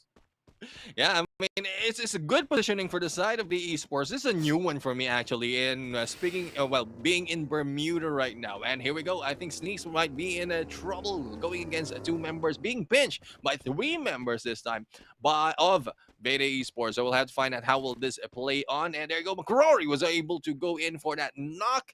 And we are now still left with 11:34 players, though. Let's see if they're not able to find a better spot for the monkey tribe in this particular lobby. This VPH velocity now is the unfortunate predators in this scenario. Monkey tribe unable to get away. They are sticking very close to the edge of that bridge, and that actually pays them a lot of dividends. But look at this, man. Sneaks just caught out at the bottom of the dam in the danger zone as well. Now, Sneaks will be able to find a little bit of cover from the danger zone, but how will he find that cover from the shots coming out of 8A Esports? I mean, it's a triple threat right there against Sneaks. And, well, with the name itself, hopefully he really lives up to the name, sneaking in and out of that situation. We'll have to find out. Hawkeye Yee on the other side, going in for this fight against a Monkey Tribe. And Monkey Tribe right now is a little bit split up. So I think their positioning was off, and one will be rushing out of this battle while we'll be stuck. And we've seen this several times, unless they really kept silent and not really moved. Miracle might be able to survive, but we have VPH velocity as well as Axis going into the mix. So we'll have to find out. Wish for the best for this member. Who's next? Looking for the Monkey Tribe's next player to step up in. VPH, on the other hand, they have got the angle. They have the hill right in front of who's next. And Hawkeye, with his spots, will be able to get a couple of headshots, but he also needs to understand that the rest of the players are quite far away from him. So if he gets knocked a little bit too far, that's going to be the end of Hawkeye. VPH velocity, one player straying away a little bit too far. Retools, Yadom, this is going to be a one-on-one. Yes, he pulls out the time turner. Yadom shuts down Retools. VPH velocity, they will get backstabbed. And who's next are in here to play a really solid game up against them. Mav Steve with the backup this time as well. Jonel as well as Phaeton. A little bit too far to bring any effect into this matchup. And who's next now? They have to deal with three teams at the same time. But the blessing in disguise, they've got the safe zone on their side. Yeah, definitely. As well as the same number of those, those three teams put together. So one from Axis, one from Monkey Tribe, two from BPH Velocity. The thing is, the communication between these three teams going against them might be different. So we'll have to find out how well will they be able to hold up on this fight. Now, going back to Beatty. Oh, let's go in there, finishing out Seika. And that one member of Monkey Tribe who was able to survive the gate cap that has been put in there is now taken down. Going back to VPH, and who's next? Two members of VPH Velocity, Janelle and Phaeton, and Phaeton goes down with a backstab coming from Mavsy, and a chance for who's next to eliminate this team. It is Janelle, the only one remaining, and there goes the shots, but he needs to back off a little bit because he will be in a situation where Equinox might be rushing in, as well as Eva Radicals from the other side. Janelle from afar, solo player in here, doesn't even have the zone on him. Who's next, on the other hand, flanks all the way through. Vete Esports making their way in. Govilam Views not shut down just yet. Sneak still sneaking around below them. And the dam is just not a place you want to be holding in here for yourself. And Sneaks is just managed this situation for himself and backed away a far distance from the rest of the players of Vete Esports, leading Vete Esports now to focus on New Gen. Jonel will get shut down by Airboy. Equinox out here for the play. Axis gets taken out of the equation as well. Reveolis gets into the fight against Equinox. Equinox shutting them down one after the other. Hax will get caught as well, and it looks like the players of AJ Esports with McRory just firing all of those nades back to back. This guy, this one and only Kobe from the side of AJ, is going to be able to help the rest of his team members bag all of those kills and turns his attention away, and he allows Daymoon as well as Let's Go to pick up the final pieces. Yeah, I mean, it's still a good play in there with the grenade. With the grenade launcher, it's you'll be able to save up on utilities. One hit, you'll be able to go in and take down 2 or 3, depending on the placement. But the proficiency of McRory still really not dying down in this fight. Now, on the other side, speaking of dying down, the one has been taken down for the side of Evil Radicals, and we'll have to find out how well will they be able to make that play. Now, who's next right now? Going to backstab against AKO Ligers. Toby will be hit, and there goes. Oh, double glue wall has been placed, and Map CC just going in for that dance. And who's next right now? On fire, 3 kills already, still in dance against AKO Ligers, but will they be able to eliminate that quickly, or will one be taken down? And there goes Ligers out of the game at number 8. Yeah, and now AJ Esports still alive and kicking from the back as well. Who's next is not slowing down at all. Eva Radical still alive and kicking. They have played the game of survival all the way in here. And now AJ Esports, Golden Amuse, sneaks. He is still sneaking around. Is he going to be able to find the backstab? McRory shut down. He gets knocked onto the ground. McRory will be able to get the nade onto Ramiel down on the ground. Aguila as well. McRory just doing a lot for his team. Turns his attention over to who's next. Yado from afar, but now the zone gonna be forcing AJ Esports to move a little quicker. And sneaks from Goblin Abuse still alive, Neptune. I mean, he really earned his name in there with the sneaks and being passed by all members of Beta Esports. And Beta Esports is still in rampage against who's next, who's on this edge of this circle. Now we'll have to find out who out of New Gen as well as Goblin Wheels will be taken down, because Beta Esports definitely, I would say, 80% they will be taking the Booyah in this game. It's just that who will be going in second and third? Go Villaviews, bro.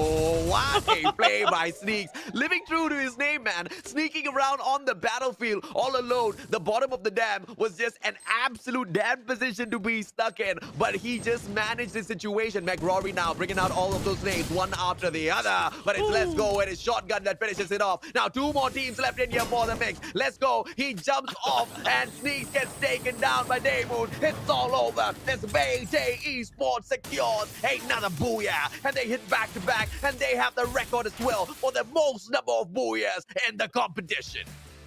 When they slowed down in there, we thought Beta Esports is really out. I mean, out of the game of running for the first place. But when they jumped in there, I mean, they don't want to let go.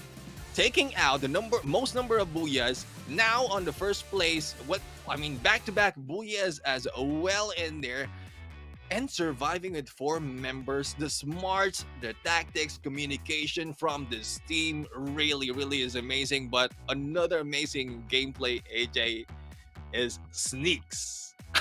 I mean, sneaking around all through that battlefield, playing the game of survival. I mean, super impressed with Eva Radicals as well after losing a player early on. Just not really getting into a lot of those engagements, using the launch pad, getting away from one of those engagements that could have probably taken them out of the equation as well, probably hurt them a little bit more. They're just focusing on those placement points, very important. But is it too late? Is it too late now to play the catch-up game against AJ Esports, who have perfected their move in the competition in here so far? I mean, their performance in the competition, kind of a testament to how effective all of their strategy have been. They, I believe, have got the most number of Booyahs, and together with the most number of Booyahs, should have the most number of kills as well as the most number of placement points. Now, I say most number of kills because the last time we looked at them, Evil Radicals had them beat. But they picked up a ton of kills in this particular lobby, in this final round. Yeah, definitely. I mean, they're setting records right now. And, hey, Jay, we've seen day number 1. A lot of records has been set right there. We're back and day number 5, and it was mentioned, it feels like day number 1. A lot of Yeah. things has been happening already, and what more as a day goes in towards the end of the league stages. But we'll have to find out in there how well these teams will be playing. But I'm pretty sure Veda Esports, unless Eva Radicals really turn it around and well make that passive aggressiveness work, because they are using it, they are doing practicing it right now. If they can make that work, they might be able to dominate Beta Esports. But same question as you let go earlier, is it too late to make it work? Yeah, and even if it's too late to make it work, the one saving grace here for Eva Radicals is then the 450,000 pesos is not in the league stages, right? That's the saving grace. Yeah. Now they're fighting for small change. I mean, this is just an extra expense, some pocket money for them to go out and buy some extra candy or something. And when you get into the grand finals, that's exactly where we get down to boogie. 6 rounds will determine exactly who gets that, you know, the biggest piece of the pie, and of course who gets the smallest piece of it, right? Vete Esports most definitely showing us that they have got consistency, they've got the capabilities, not just to pick up the booyahs, to pick up those placement points, to secure those kills in there for themselves as well. But it's the Apex Predators that I thought they needed to worry about. But if those Apex Predators are not even getting into that final zone, there's nothing for Vete Esports to worry about. Definitely. And I was looking at how McCrory really hasn't faded in using that grenade launcher. So how will they be able to go against that? It's, yeah, you have utilities like the glue wall, the time turner that you can use. But when it comes to battle, Eva Radicals as well as Veda Esports, when you put them together and go like test out how well these teams will be going against, how will you go against the aggressiveness of Eva Radicals, and on the other side, how will you go against the Kobe and the grenade launchers of McCrory? Yeah, man. Vete Esports bagging 27 points, 4 points more than their previous booyah. These guys are absolutely crazy. And you know what? Vete Esports, they've grabbed so many of the kills in here.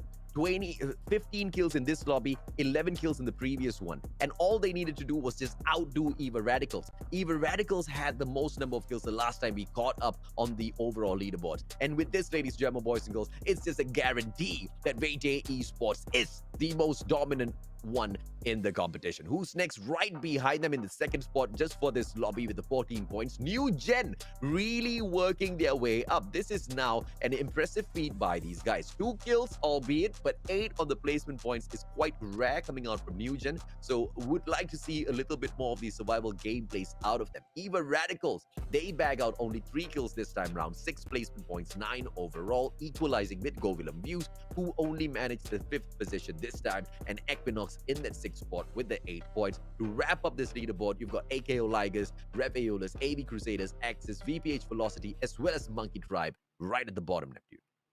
Yeah, I mean, one thing that is I really love about this lineup right now for match number 6, no one goes down with 0. Right? It's either you have a placement or you have a kill point. So I mean, these things, these small things, maybe it's just for me, but these small things that we are seeing the improvement of these teams coming in from round after round really is a great factor for them to improve further, not just for the Challenger Philippines, but also for other tournaments. We mentioned Bloody Heads, how well they went in and well, they tanked and then went in and really made their way up. Looking at the map recap right now from round 1 to 6, Veta Esports on Purgatory. We have a WIS in there for Bermuda. We have round number 3 with Black Angels, and we have Monkey Tribe once again on Bermuda for round number 4. Veta Esports, another one for Purgatory, and the third for Bermuda, round number 6. Veta Esports, 3 booyah in a day, AJ. I don't think anyone had that before. No, sirree. I don't remember. I have to be honest. But what I do know is Vete Esports being able to propel themselves into that number one spot, not on the leaderboard because they've stayed Yeah. there in the number one spot in all of our hearts, in all of our minds, as the most dominant brand in the competition so far. I really thought it was impossible for any team to kind of take that brand away from Eva Radicals. But Vete Esports, they've beaten all odds and they have impressed us on every single standpoint. And once again, ladies and gentlemen, boys and girls, the most number of booyahs, the most number of placement points, the most number of kills, the most number of points on the leaderboards, exceeding 300 points. Vete Esports in the number one position, Neptune. There's no backing down really in here on this fight. I mean, it's a lot of points to catch up in there. I think this is a chance for them to really secure the number one spot. But going down, Govinam Wheels in there, well, it's more of around 50 points for them to be able to catch up against Vede Esports. Eve Radicals, on the other hand, because of the performance that they have, especially with that 0-round game that they have, they were propelled down in there for a number or a third spot. Now, AKO Lighters sitting in there on number 4. We'll have to find out because there's only 10 points remaining before they overtake Eva Radicals on that third. Bloody Heads maintaining their position on the 5th with 189, a little bit too far from those above them, but those below, who's next, AJ, is really playing catch up in this game, followed by VPH Velocity. Oh, yeah, absolutely, man. And of course, Equinox Reviolas in the 8th and 9th spot with 159 and 141. With the Vindicators, Ego, Oblivions, Axis, Monkey Tribe, Trot WYS, Black Angel, AB Crusaders, as well as New Gen, wrapping up the leaderboard. And you know, when we look at the top 12, when we look at Monkey Tribe, Trot WYS, as well as Black Angel, they're not too far away from fighting Axis for the 12th position. And Ego, Oblivions, the Vindicators, they are not too far away from Axis to kind of continuously climb up the leaderboard. So this is most definitely a great spot for us to be watching. But it's overall, ladies and gentlemen, boys and girls, the one and only McRory who picks up the MVP to close off the day. And Vete Esports really putting a mark in the competition. This is the well-deserved MVP. Look at the number of kills this guy has secured, the amount of damage he has secured. Vete Esports, not just the most impressive team with all of the stats, but they also have the most impressive player with the most impressive stats, Neptune.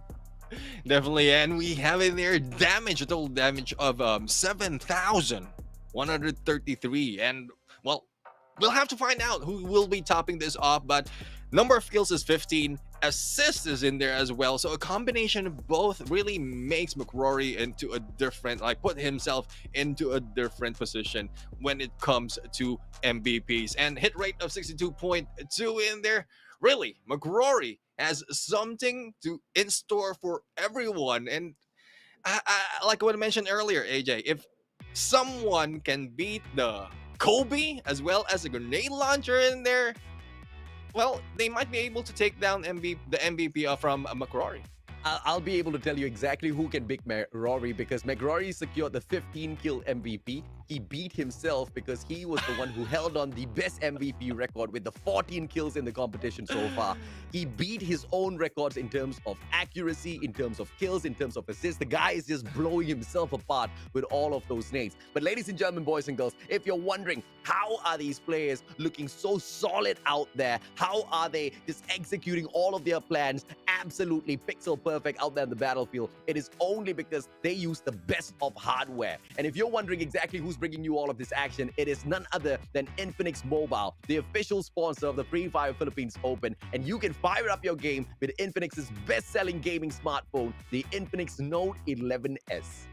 Yeah, take note. The Infinix Note 11S is a powerful smartphone with Helio G96 Ultra gaming processor. So fire up your game and get this now for only 9,900 peso, 990 pesos in there, AJ. I'm starting to You sound like a telemarketer at some point. you giving him 90 pesos of discount, man. I don't think Infinix is going to be happy with that. But you know what, Infinix? You know what I'll be happy with one of your phones, man. Send it over to the Mustachio. I'll sell your phones. I'm just Yeah, kidding. a quick baka naman, AJ. You know, a lot has been proven in here. And I thought it was going to be a day of the underdogs, but it was both the day of the underdogs as well as the top dogs of the competition. The top dogs asserting their dominance with the 3 booyahs that they have been able to get in here. And, you know, I believe, 73 points Vete Esports has picked up overall in the competition just from today to prove that they are the dominant brand. But we also saw some of these new teams kind of pick up some of their first booyahs ever. We had Monkey Tribe. We also had Black Angel go in there. We also had Trot WIS. These are all momentous occasions, Neptune. Yeah, definitely. I mean, it's a good motivation from them. The good result of the reshuffle, as well as balancing out from those from the top of the leaderboard. So I guess there's a lot more that we are seeing, and this is really exciting. This is a good start for the reshuffle, wherein some might be disappointed, but I am not. Definitely, no, no, no. I'm not disappointed at all, man. In fact, I'm super pumped up and I'm looking forward to day number 6. That's going to be tomorrow, ladies, German boys and girls. Make sure you catch us same place, same time. Free Fire Challenges Philippines Season 1 wrapping up. My name's AJ. I'm the Mustachio down here with the one and only Neptune, the Gentleman Garcia, signing off. You guys take care. Goodbye and good night.